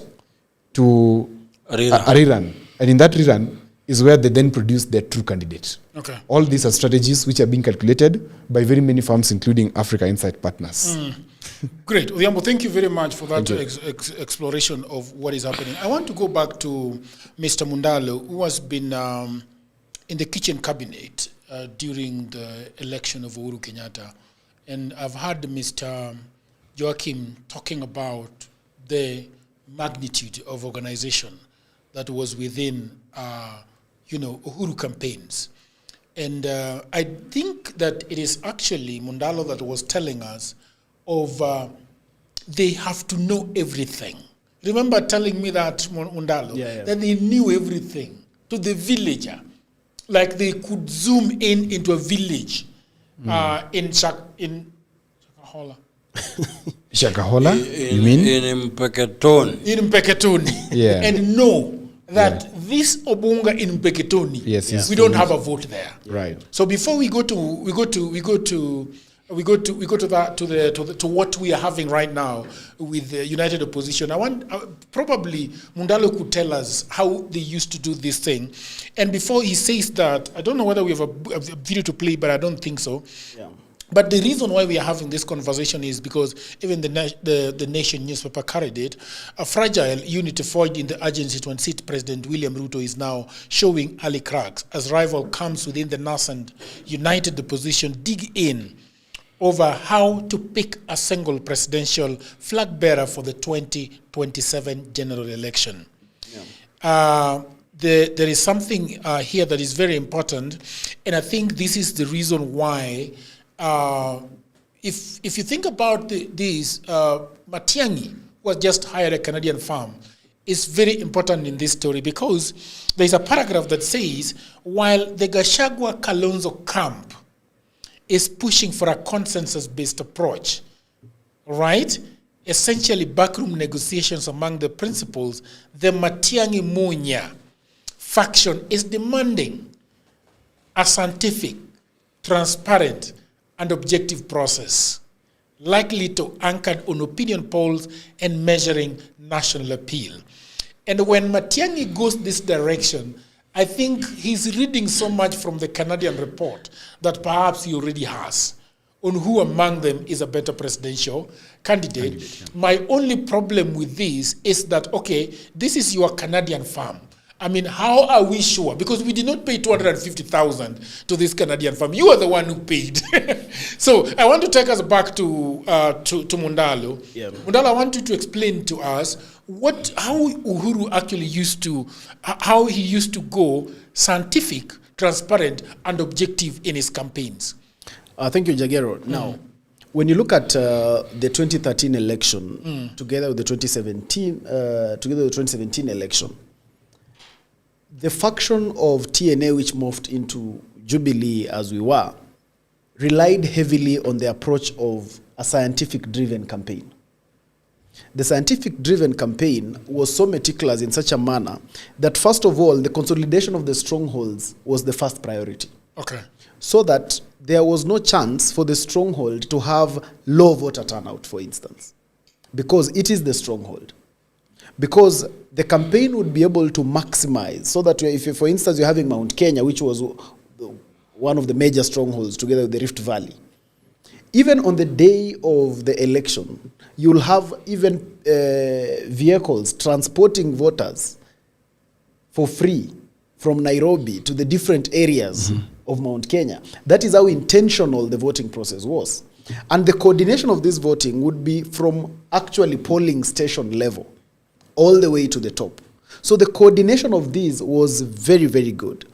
And the candidates consumed data almost after every 2 days, that they would be able to sit somewhere, both President Uhuru Kenyatta and his running mate William Ruto, and actually feed into what is happening and what is the data showing us. And even the way they would now be able to move into where do we campaign, it was not on the basis of who has a chopper going where. Like Odhiambo were doing at the time at NASA. Yes. It was more about NASA. That was Azimio. It Azimio, yeah.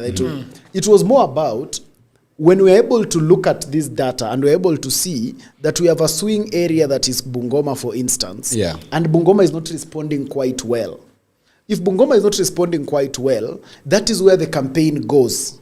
And it has very targeted objectives. So that when we leave Bungoma, then we're able to see what 2 days, 1 week later, what has been the effect of that trip that was taken to Bungoma? Are these numbers getting somewhere? Yeah. Okay? And if these numbers are getting somewhere, who are our coordinators all the way to the polling stations in Bungoma? So that scientific approach of handling the election is what was able to now give the two elections, President Uhuru Kenyatta, a competitive chance way ahead of Raila Odinga. Because most of the time, Raila Odinga knew the concept of that I always say, where you say tuko na watu wengi sana. But you cannot narrow them down and say ni wangapi. Watu wengi sana. So, this scientific approach is what was very, very important in actually making President Uhuru Kenyatta president. And this becomes the same strategy that then is used by President William Ruto in 2022, where it is highly based on science. But then there is an aspect then that does not suffice when it comes to the matter of coalition building. Because the candidature of President Uhuru Kenyatta is not decided necessarily through the same scientific formula per se. It is decided through consensus on the basis of other factors that an election needs. An election does not just depend on the popularity of the candidate. It has so many other factors. An election also depends on which candidate. You can be popular, but do you have the gravitas to move around the country? Do you have the money to be able to move around the country? Do you have people who are willing to invest in your candidature? And then most of the time, that is where lawyer candidates lose it quickly. So in terms of, do you have people who are willing to invest in that candidature? So being a candidate is not just about the science of saying... We remember the dinner, the 10 million plate dinner. The 10 million plate dinner. So you see such kind of things. The dinner is being held at Safari Park. We have people giving 50 million. So if you are a candidate, yes, you have the popularity, yes. But then away from that, what else are you bringing on the table? To the table? Can you be able to pay those farms that Odhiambo is mentioning? So these factors, during the formation and the bringing together of the candidate, Uhuru Kenyatta does not necessarily become a candidate because of any democratic thing. But he becomes a candidate through consensus because of these other factors. And these other factors, even in his candidature, remember, it was not also, there were not so many people who were actually contesting with Uhuru to become the candidate. The candidature of Uhuru was preconceived. Actually, most of the competition was about who becomes the running mate.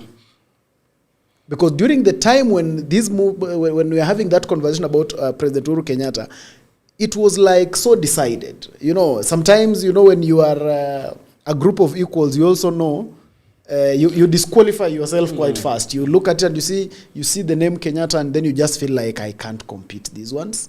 I have no money. So people started competing for the running mate position. And that's why, if you remember quite well, it was about William Ruto. Actually, the top two contenders for the running mate position in 2013 were William Ruto and Eugene Wamalwa. Okay? But of course, Eugene being Eugene, at some point he gets outsmarted and that goes the other way. But sticking to your question, the issue is this, that number one, President Uhuru Kenyatta does not become the candidate through a scientific process. He becomes a candidate, you can be able to say through consensus or through preconceived acceptance. People had already accepted that he is going to be the candidate. And then now the scientific process kicks in during the process that elects him. And that's why Jagero would tell you that when you went to the centers at Jubilee and TNA at the time, there was a legal office doing legal work. There was a communication department. There was a group planning the logistics. There was a finance department. It was a full-fledged institution. Actually, it was a government in itself. And everyone was allowed to do what they're supposed to do. Now, that sticking to the task that everyone is supposed to do is one of the things that most presidential candidates don't do. Because then the moment you start running the campaign on euphoria, you cannot be able to win the election. And that is the same thing that I foresee in the coming election, where some of the people would want to anchor the campaign on euphoria. And euphoria has never, actually in Kenyan politics, it has never won any election. The question, I don't know who wants to, Mr. Let me say a few things about 2013. Yeah. You remember my demonic question? Yeah. Initially, Uhuru was not going to run. Yeah. He had said he will be the chairman of the campaigns for he was Musalia. not interested. And so when Musalia wins, he will defend him from the Hague. Then William Ruto is the one who looked for Uhuru through other channels. Yeah. So I don't want to mention names, but he goes to one of the people and he tells him, can you please reach out to Uhuru? We see if we can work together. So the initial plan was Uhuru should be the chairman of the campaign for Musalia. And they actually signed the papers with the Musalia that he will be the president.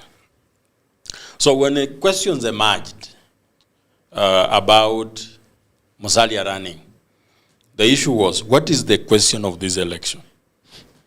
What are we going to vote for? If it's about ICC, we need an ICC person on the ballot. Now, at the time this discussion is being made, Musalia had been announced 2 weeks ago. Yeah. So they're asking, once you signed the papers with the Musalia, yes, where is he now? What has he done? Yeah. Okay, what is his plan if you ask him? So during that meeting, a phone call is made to Musalia. So that he tells them, now that he's the one chosen, what his plan is. But what has he done so far? Yes, what has he done? He's like, but you guys are the ones in charge. Allah? See, we agreed you are the one to run everything. Uhuru akasema, okay, sawa. We say, sawa. Uhuru. So they hung up the call. And the decision is made that now, look at this. We are running against Tinga. We have to be very calculative. What is Tinga running on? Tinga is running on the question of the Hague. Have these people killed Kenyans? But he has a disadvantage of Mau forest.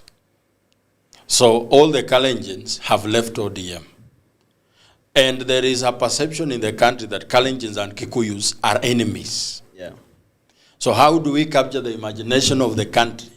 By bringing a Kalenjin and a Kikuyu together, and they forgive each other. And now we create a question where anyone campaigning against Uhuru and Ruto is a person who is against Kenyans, who wishes them evil of Hague. Yes. They agreed very well. So, Raila akijaribu campaign, he looks like a bad person. He does not wish good for his fellow Kenyans.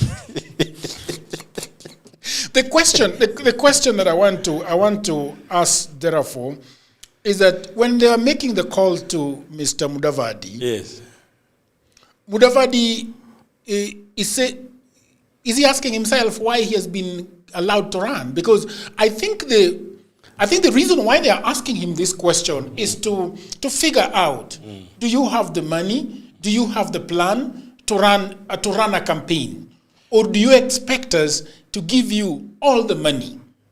And what is the exchange value? Yes, the exchange value was the problem.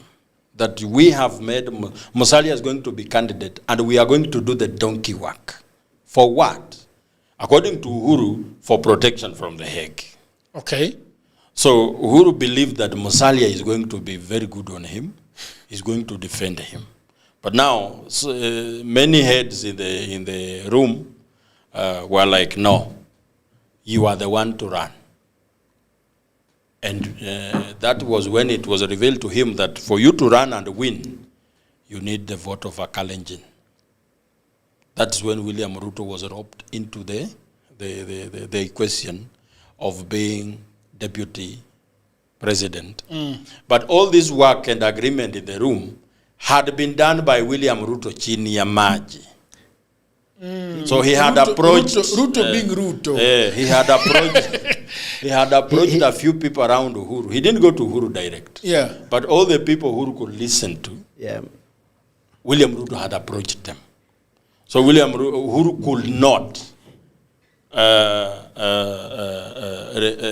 jump that gun. So that's what was decided. And I think what made them stay ahead of the game was the brains in backstage. They had people who are very calculative. Where are you going? What do we have? Because when we meet on the table like this, Mondalo wants to run for president. This is what Raila used to do to anyone who wants to run, around him. So he sits very quietly, and you rant about how you have supported him. So it's like, now you want to run for president. Yes. Mr. Mondalo, yes. Kalonzo, ukona pesa ngapi? Kalonzo anasema tu 1 billion.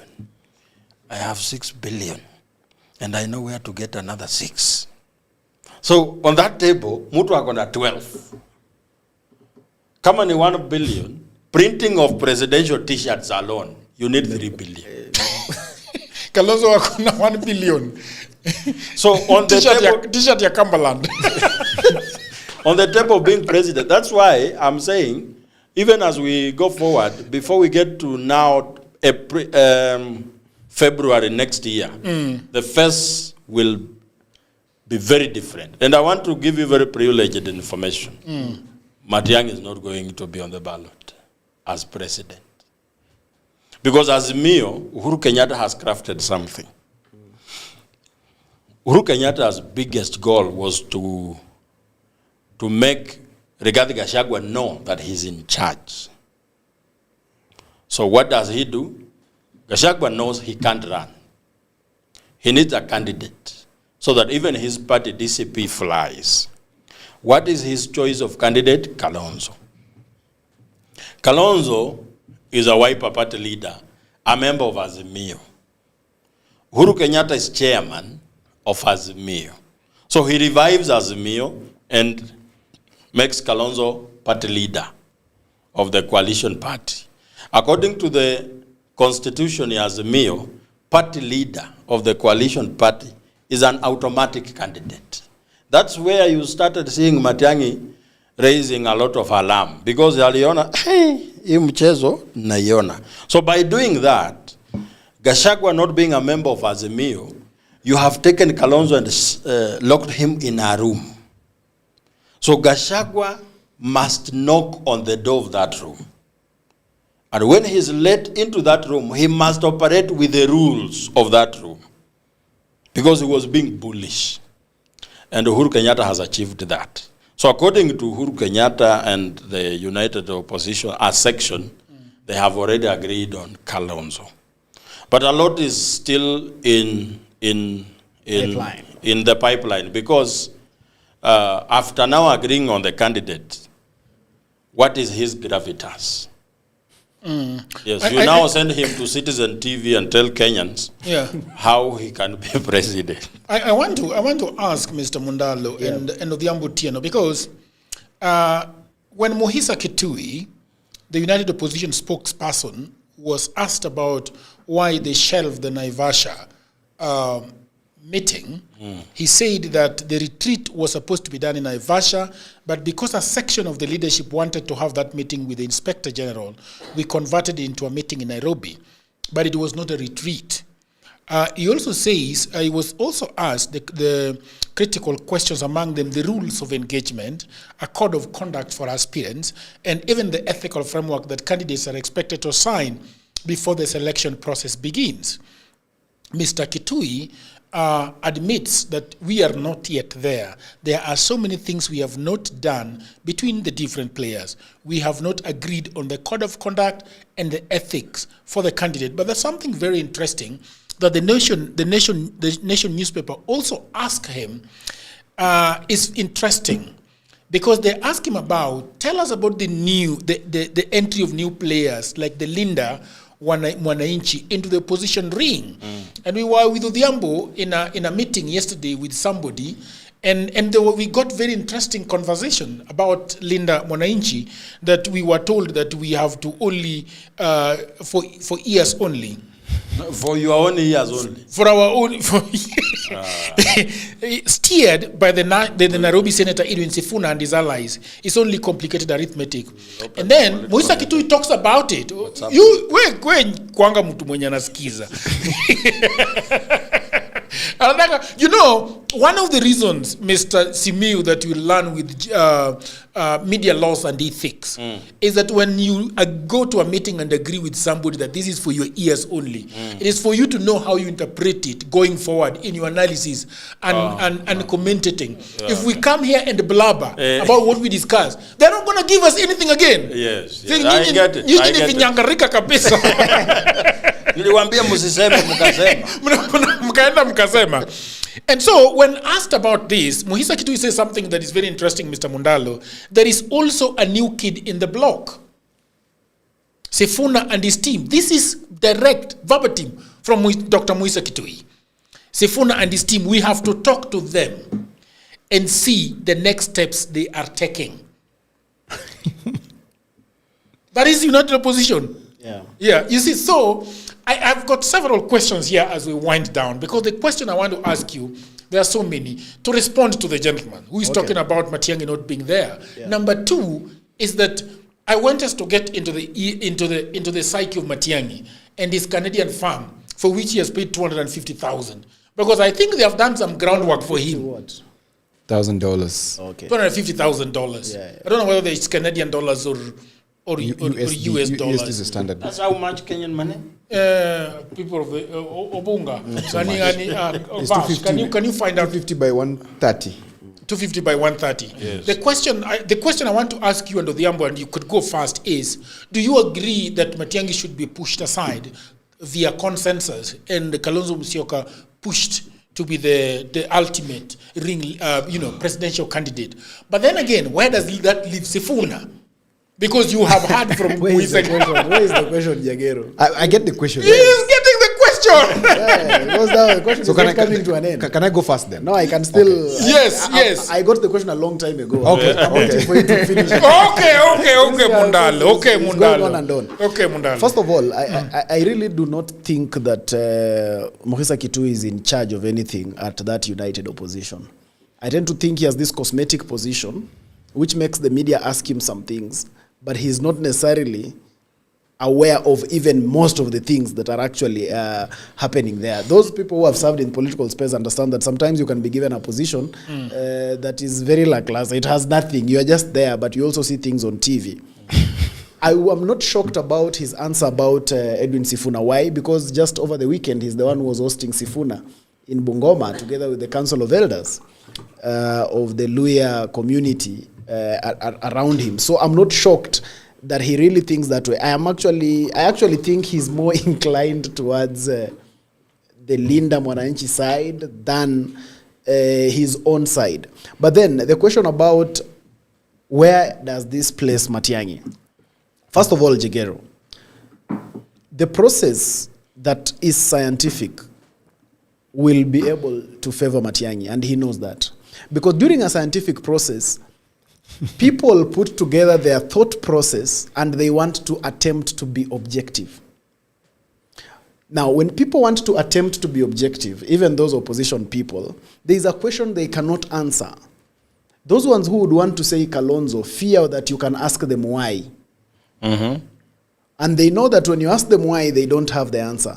So the most convenient person to be able to say in a statistic is Matiang'i. Because the answer, there can be an answer to the question of why. But the problem is that it does not necessarily mean that these people who answer you and give you this scientific-based approach that provides this candidate are also willing to vote that candidate at the end of the day. Number two, Matiang'i is highly not favored by his own mistakes that he has made. Number one, he came in and disadvantaged himself by being a presidential candidate who is not a party leader. Now that places him at a place where he is the candidate, but he is not the negotiator, because the negotiator has to be a party leader. And when he locked himself into this box, he found himself with a party leader who is party leader of two parties. He's the party leader of the Jubilee Party, and he is also the one leading Azimio. And he has also endorsed a candidate in Azimio. Because rightfully, as Odhiambo puts it, the constitution of Azimio says that the one who is the party leader is the presidential candidate.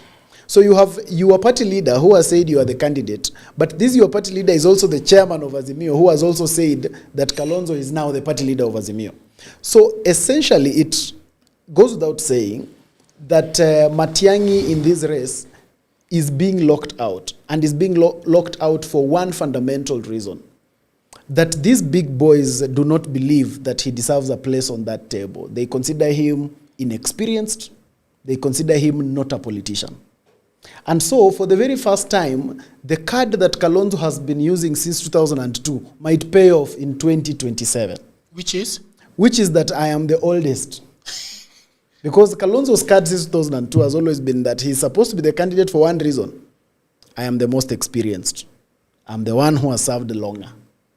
So for once, there looks like these elders on this table seem to want to, they want to deal with someone they understand.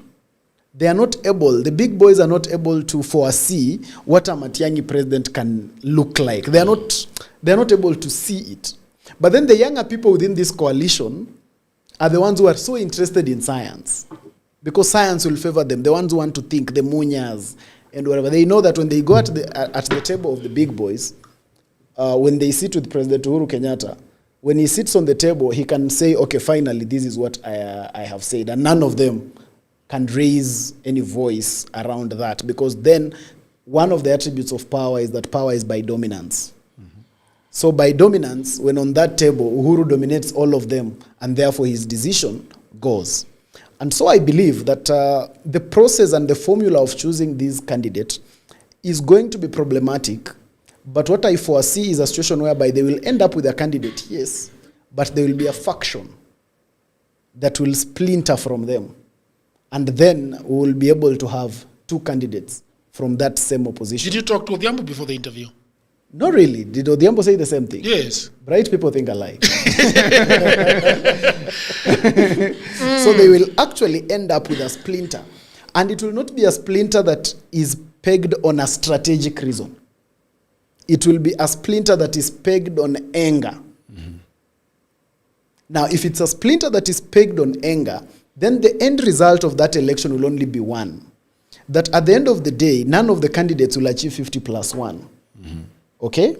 And because the splinter here will have been pegged on anger, they will be out to outdo their colleagues in the opposition more than to outdo President Ruto. And the most likely person they will join in that place will then be President Ruto, because President Ruto will have something better to offer. He'll be offering 5 years. The other team will be going 10 years. So as a strategic person who wants to become president, you don't join a president who is starting off. You join a president who is finishing. And so this splinter team that is going to come out of the opposition is going to support the re-election of President Ruto after the failure to achieve 50 plus 1. And that is how they will be part of the next administration, where they will now start building their blocks. They can build consensus. And now nurturing their ambitions. They can negotiate for positions. They can now poke holes in the 50% that ODM wants and all that. Because at that time, they will be the most important element of the election. Once we cross the voting process, there will be now, the stories of zoning will now not exist. Those who will have lost. Those who have come in have now come in. And then they will no longer be important. The important person will be this third force that is needed to add on to this to create a 50 plus 1. And that is where the splinter that is going to come from the opposition is going to join President William Ruto. And that is how, alas, in 2028, is it not 2028, in 2027 September, at Kasarani once again, the country will swear in President William Ruto with now a working consensus and another, what is the name of this one called? This one is a broad-based government. There will now be another adjective to describe the new government that we will be having at that time, that will now be having the splinter that will have come out of the opposition. Before I go to Odhiambo, it appears to me that Mr. Sifuna is between a rock and a hard place, therefore. Because in my view, Jagero, Sifuna is truly between a rock and a hard place, and he has delayed so much in making his decisions. Okay. And so with time, the country is starting to see him as not the warrior that they thought he is. So, and the country, when it's in a place where they are feeling like revolution, they want you to have a warrior spirit. They don't want to read fear in you. So when he starts asking people, when people start making these AI videos that he's holding a banner asking, should I run for senator or should I run for president? People don't want that. People want to be led by people who can make decisions and run with them. So Sifuna had a moment, but the moment, in my view, it reached there's a word Odhiambo you always use to mean the climax. The summit. The summit. I think he is out of his summit. He's now moving downwards, and he's not giving people, most of the energy that was around him is cascading downwards because they are not having strategic reason. They are asking themselves, what are we running for? Where are we going? And the more he has delayed that decision, the more it has worked extremely to his disadvantage. I foresee that he might want to make a decision and now run for president, but when the decision comes late, he will just be another Ekuru Okot, a candidate that is inconsequential, a candidate without consequence. Okay. He will not even he will not be the tilting factor of the 50+. There is what Mr. Joachim talked about, where Gachagua was to go and knock the door. And he's forced to knock the door, get into the room, find the men seated, and ask what they will ask. What do you want? How can we help you, sir? if Sifuna goes to united opposition, because the matrix is already on it's taking a very sharp bend. And the question will be just one thing. Yes. Before Sifuna goes to united opposition, what gave him his euphoria that he has had? There's a reason to it. Because the united opposition was existing at that time. Okay. President Ruto was existing at that time. But again, Sifuna got the traction of... That he got. Does it mean that the people who have supported Sifuna in this period of time are willing to follow him to the united opposition? I would pose that question to you. I don't think so. And actually, that was the same thing I was going to say in terms of... I don't think so. When you say Sifuna to join the united opposition, we have canvassed the aspect of how a coalition's built. And it is always the question of what are you bringing to the table. So, Sifuna's value, preposition, was a certain value that he had. At that time, Sifuna would be able to argue that he is the one who brings the youthful vote. He is the owner. I think he still has that. Of this youthful vote. A good chunk of and it. The euphoria was very high. Now, as time goes by, the perception around, remember, it is something that has never been measured. So it is a euphoric thing that has it has never been measured. We can't prove it. But we are basing on a euphoric element. He is saying what he would want to happen. Is that so? That's the impression I'm getting. How about the audience, though? What are they saying? Undalo, I love your analysis. So it's not only him. The problem let him finish. It is actually him who is uncomfortable with what I'm saying because it does not agree with his imagination. But this is what I'm just saying. That imagination. You can imagine. This is what I think. That Sifuna was at the peak at some level, at some point. But then as time continues to go by, he has not lost his entire base as it stands now. Okay? But I cannot compare his base as it stands now to 3-4 weeks ago. Now, the thing that he brings to the table continues to be in question. So the moment he makes a decision to join the united opposition and then makes the decision late, the question then will be on that table of united opposition, what exactly do you bring to the table? Because everything is about value. When you're talking about a person like Odhiambo in politics would be able to bring two things. One, he would be able to bring his eloquence in communication, that he can be able to communicate your agenda. And two, he can bring his brain in strategy. In the event that you have cut his throat, so Odhiambo can't speak, you have done away with one value. So he has one value. Quite a gross way of looking at it. He now has one value proposition, and now this other one is not measurable very well. You know, the one that is easy to measure is that when he sits here, we will hear him articulate. But now when we are saying he's bringing his brain, it just depends on those ones who have ever seen him, those ones who he has ever worked with. The measurability is not, that's what I'm talking about Sifuna. So this thing, he has perception, yes, but in terms of, in my view, I tend to think that Sifuna made a very long delay, and he is causing a lot of disillusionment in the person who wanted to support him. Remember, Joachim, that Sifuna was not popular because of ODM members. The people who are singing Aoni Sifuna were not ODM members. His insistence that he must remain in ODM is annoying them, and it's confusing them. Okay. When he tells them that he will not be the Secretary General of mediocrity, and then he hires 5 lawyers to go and defend him at the IDRM, it confuses his supporter. Now this is able to, it continues to water down the warrior that these people thought he is. Remember, there was someone else that was loved because the people thought he's a warrior, and that was Matiang'i. You remember at the height of the Gen Z crisis, the name that came out the most was Matiang'i. Why Matiang'i? Because young people, you know, when you are young, you have a spirit that loves us, someone that can push things around. And that's then, why that name was at the peak. Then when he came... Akakuja usiku. When he came at night...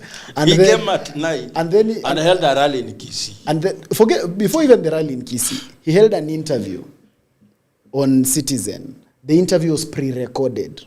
Half the interview he was praising government and saying how things are tough. He was speaking sometimes. Like a sitting CS of Interior. Exactly. Now, that is where he started losing it.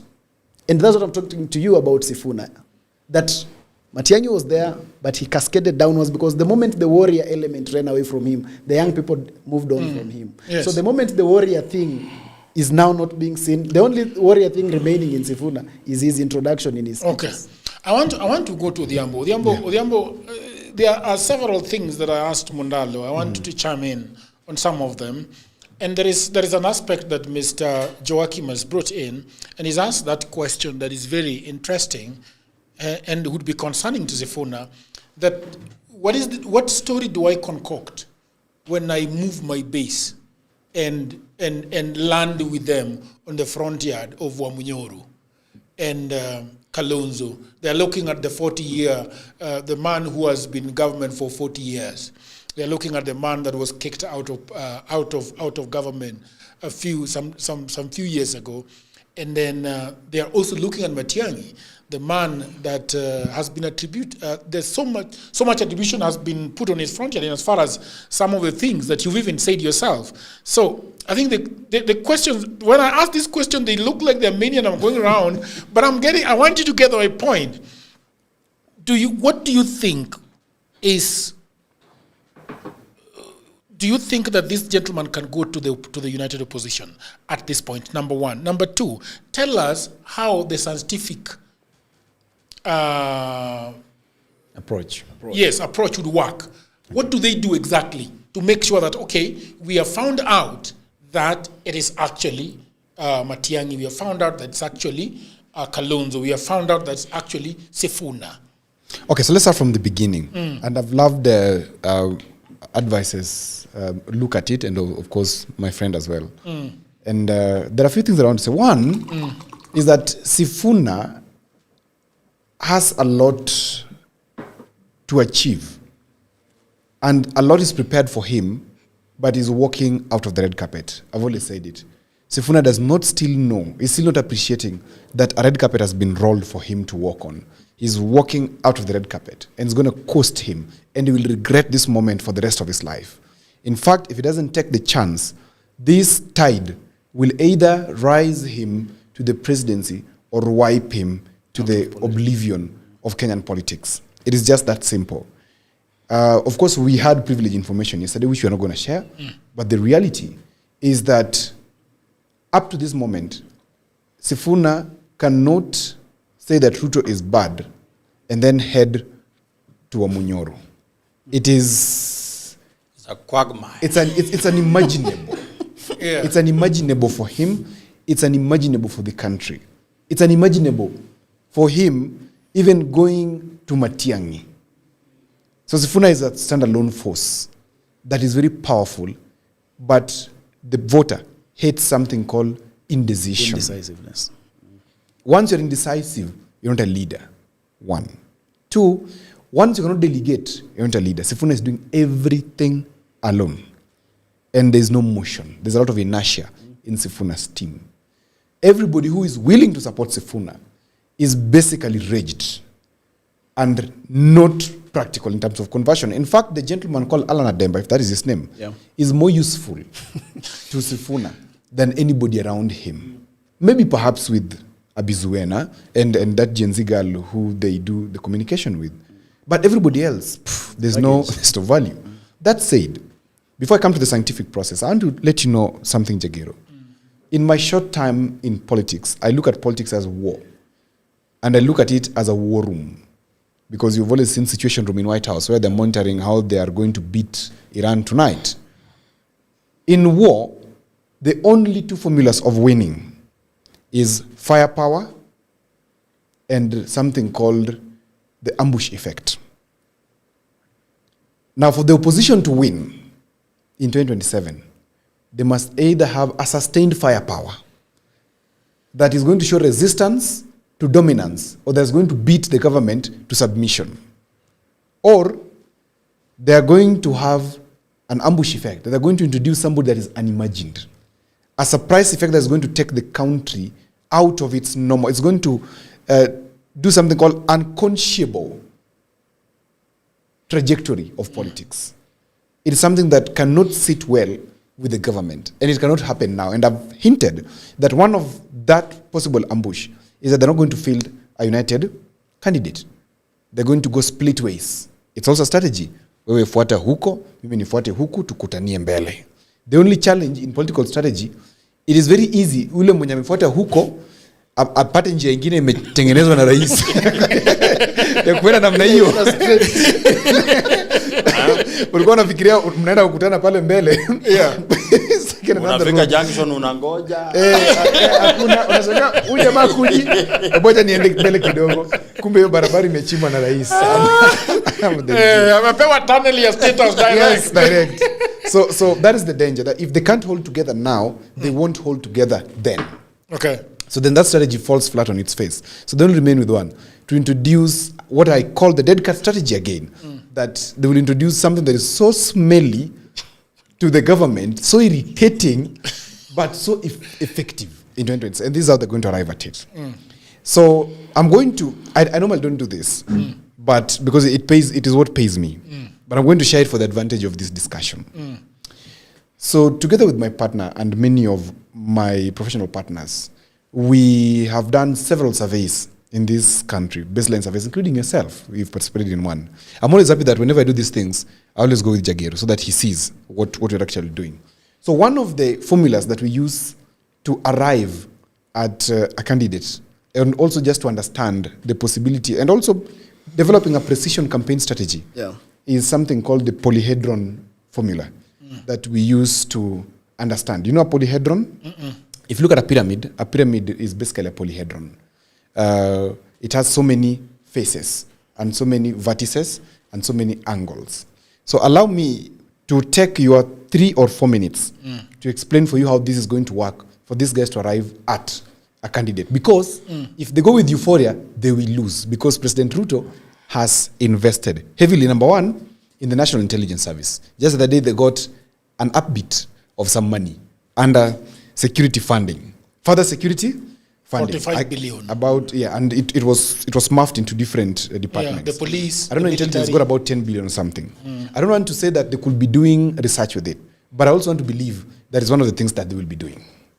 Because there's no need of investing in a polling firm or in a consultancy if you have NIS that is working. And I believe ours is working effectively. And that's why President Ruto is still in power. Okay? Now, for the opposition to survive, and for the opposition to arrive at a decision, number one, they have to open their minds and think like scientists. And for you to think like a scientist, you must be open to the possibility of failure of your current formula and subject the whole equation to new variables and constants moving forward. Now, the first thing in determining a presidential candidate, this polyhedron formula will help them in profiling. So the first aspect of the polyhedron, which means the first face, the first triangle, you could put it anywhere. You could put it below, kando, wapi, but the first face is what I call defining the pillars. Okay? So phase A is policy and ideology. That is the what. Okay? What is the policy and ideology of each of these candidates? Because it holds deeply in the political calculations. Because remember, if we marry this into the 9 keys that I've given before, you will realize that policy influences the international key. Policy influences the donors. Policy and ideology also influences the strategic position of Kenya in the question of international approval. Remember, a Kenyan president cannot just be. He must be approved. He must be acceptable. Must be made. He must be made. And not just only by the capitalists here, but also the international community. Yes. Because this is a seat of UN. And it's China is here. America is here. Everybody basically is looking at Kenya. So ideology and policy is very important. Number 2, B, is personal brand. That is the other face of the polyhedron. Okay? Personal brand and charisma. They will have to study who has the strongest personal brand and who is charismatic of them. Is Matiang'i charismatic? Is Matiang'i having a strong personal brand? Is Kalonzo having that? Is Sifuna having that? Because in this study, it is not exclusive. This study is all inclusive. For you to arrive at a candidate, you look within and without of the formation. Yeah. So that you don't limit yourself to the imagination of what you have. Because this is war again. Yeah. And the ambush is a very important strategy. Now, phase C is the institutional support. I've talked about it. Party, machinery, and donors. Yeah. Who commands a party? You've rightly said it. We have that running there. We have Rigathi with his team, etc. We have donors. Who has the donors? Yeah. Nani ni sponsor? Mwenye alikutoa kwa bed sitter. You get it? You must understand that. Then phase D is the regional and ethnic base. It's very crucial in this political landscape. And that's why, Mundalo, I can say here confidently that I have every reason to believe, because at African Insight Partners, we do this. Yes. I have every reason to believe that in 2013, whatever you are seeing of Musalia, etc., was not actually a plan. It was a facade. Yeah. The actual plan was running under a strong current that was heavily influenced by Cambridge Analytica.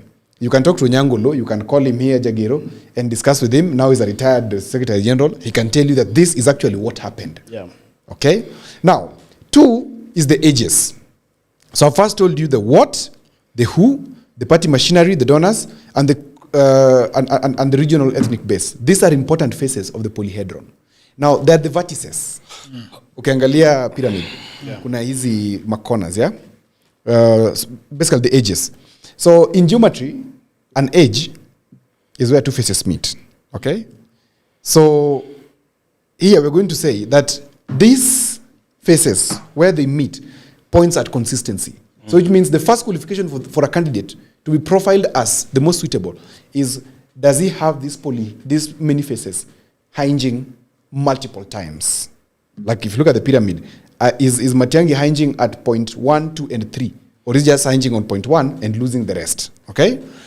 So if the policy phase, for example, does not align smoothly with the personal brand, like for example, Rigathi Gachagua and the personal brand, it will be silly for you to tell the people that Rigathi Gachagua is very good, has a very strong personal brand. But on policy, we know that he's not really a policy man. He's a fiat man. He rules by fiat of shares. Okay? Then, Now that's the edges. Now let's go to the vertices. The vertices are ukiwa na triangle, ukiwa na hizo nini, they're the tips where the triangles meet. Now this is the most important point of a polyhedron calculation. Okay?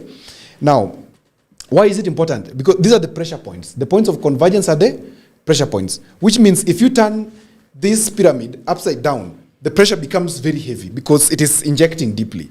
Now, so the first vertex could be youth empowerment. Is that policy thing? Is that personal brand? And etc. All of them, are they meeting at the pressure point? So let's say Kalonzo is having all these things at the top. So which means Kalonzo can really break. And so it becomes heavy because the more pressure you command, you can simply become the presidential candidate, because then you can easily lead to civic disobedience.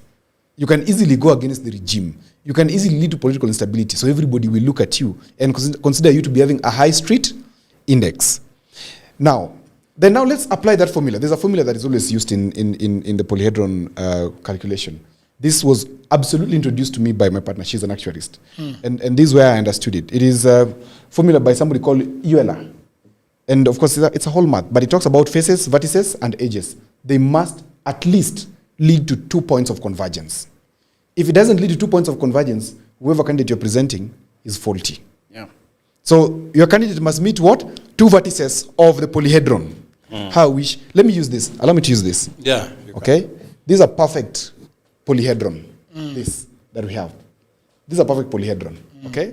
So, if the candidate, in Euler's formula, if a candidate commands 1, 2, 3, 4, or 5, then this is a very strong candidate. But any candidate that does not meet at 2 points, because at 2 points means you have this, and you have this. That is for 1. Again, up here, you have this side, and you have this side. So which means, for you to arrive at 2, you must at least command how many sides? At least 4 or 5 of them. Okay? Now, this formula is the most effective for them to arrive at a candidate in 2027. If they go by euphoria, they will lose. That I can tell you. But if they go by this formula and analyze everybody within and without, they will actually arrive at a candidate who has not only a pressure point, but also a shock value. If they don't apply this and they go by what you call hope and whatever, they're going to lose heavily. Lastly, symmetry and asymmetry. Now, for a polyhedron formula to stand, okay, the candidate must be very, very strong, okay, and the polyhedron must be able to stand on a base. If the polyhedron is not able to stand on a base, then that mathematic crumbles and that fellow goes home. And so in that analysis, of course, now the exact how is what I eat from. But the what is what I've just shared. Okay. That this is how they have to analyze and arrive at a candidate. If they don't do this, then they try whatever we are calling hope and vision and imaginations. We are going to arrive at a Kalonzo candidate, a Matiang'i candidate that's not backed by science. Are they going to be doing polling? Like go to different places? They are already doing polling. Everybody is doing polling right now. Every politician is doing polling. They're very busy doing pollings. Those who are not doing pollings, don't waste your time. You just prepare to go home. Because this election 2027 is heavily scientific. Because people are going to influence behavior. Because now, it's not about voter information. It's about voter engagement for conversion. Now, how are you going to engage your voters? You're going to engage your voters through social media. You're going to have volunteers. For the first time, you will see volunteers knocking door to door to campaign for candidates, and not the candidates coming down to campaign. This is about to happen in 2027. So anybody who does not consider this asymmetric formula or symmetry in 2027 is going to lose heavily. And that will be my prediction and the best scientific formula to apply for them. Thank you. Thank you very much. People of the internet, it has been amazing. We have got so many comments today, and the time is so much gone. Yeah. I'm not sure, because at some point the people of the internet start talking amongst themselves, and this person is saying this. There's a huge argument. So sometimes when you're reading a comment, but you don't know where it started, so it's very difficult. But people of the internet, they start their own podcast on the comment. So I want us to bring it to an end today. People of the internet, we want to thank you very much from the bottommost part of our heart for Mr. Mundalo. We always say that this is a fireside chat every 7:30 in the evening. And one of the people that we really appreciate joining us on these is the audience. We have had about 4,000 people watching since we started, which is a huge number, very, very huge, and we thank them. But if you are not subscribed, please do subscribe and hit on that notification bell so that when we are live, you actually know that we are live.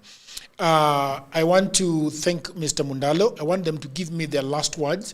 And Mundalo, when you are giving me your last word, because sometimes I feel like people are saying how smart you are, but they don't know what you do, that how you actually put food on the table. Probably that would help a lot of politicians and and young people that want to get into politics and are asking themselves, these guys know so much, how can they help me? Yeah. And I will also give a chance to Mr. SG.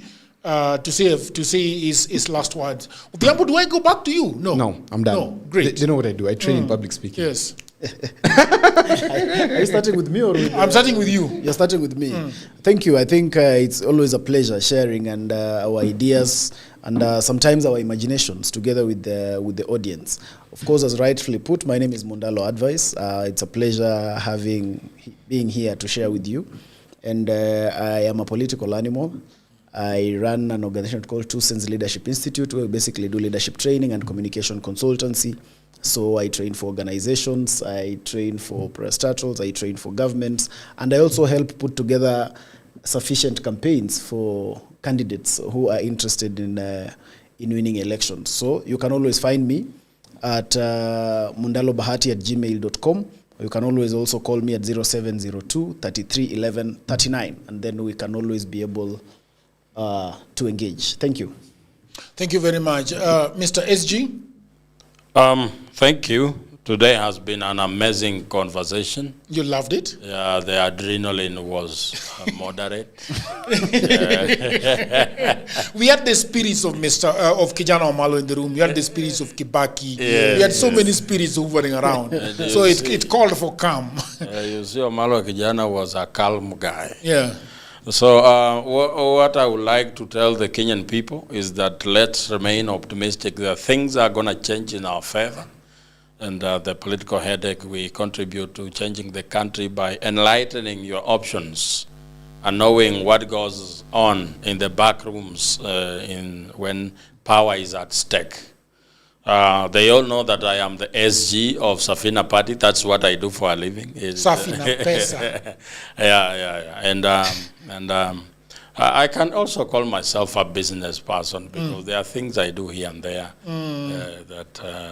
that are helpful in putting a coin in the pocket. Okay. Yeah. All right. Thank you very much, people of the internet. We really appreciate you guys. I also want to appreciate Vash, who is our researcher. We do not have a mic for her today because we are 4 on set. But thank you very much, Vash. We have Obunga on the deck, who is giving us all the videos and making sure that everybody is seen and taking care of sound. Thank you very much. We also have Peter, who is in charge of editing and cutting everything. We have Achieng, who is doing a lot of logistics and calling guests and so on and so forth. And we also have Tieno, who is giving us tea every other time. So thank you very much, people of the internet. Until another episode, bye for now.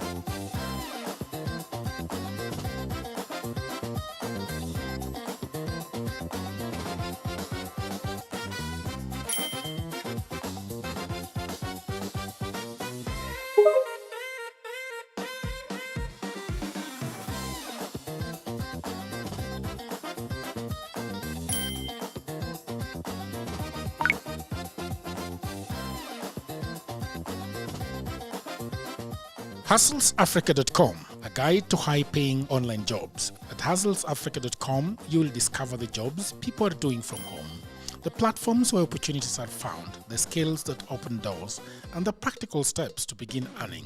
Go to hustlesafrica.com today.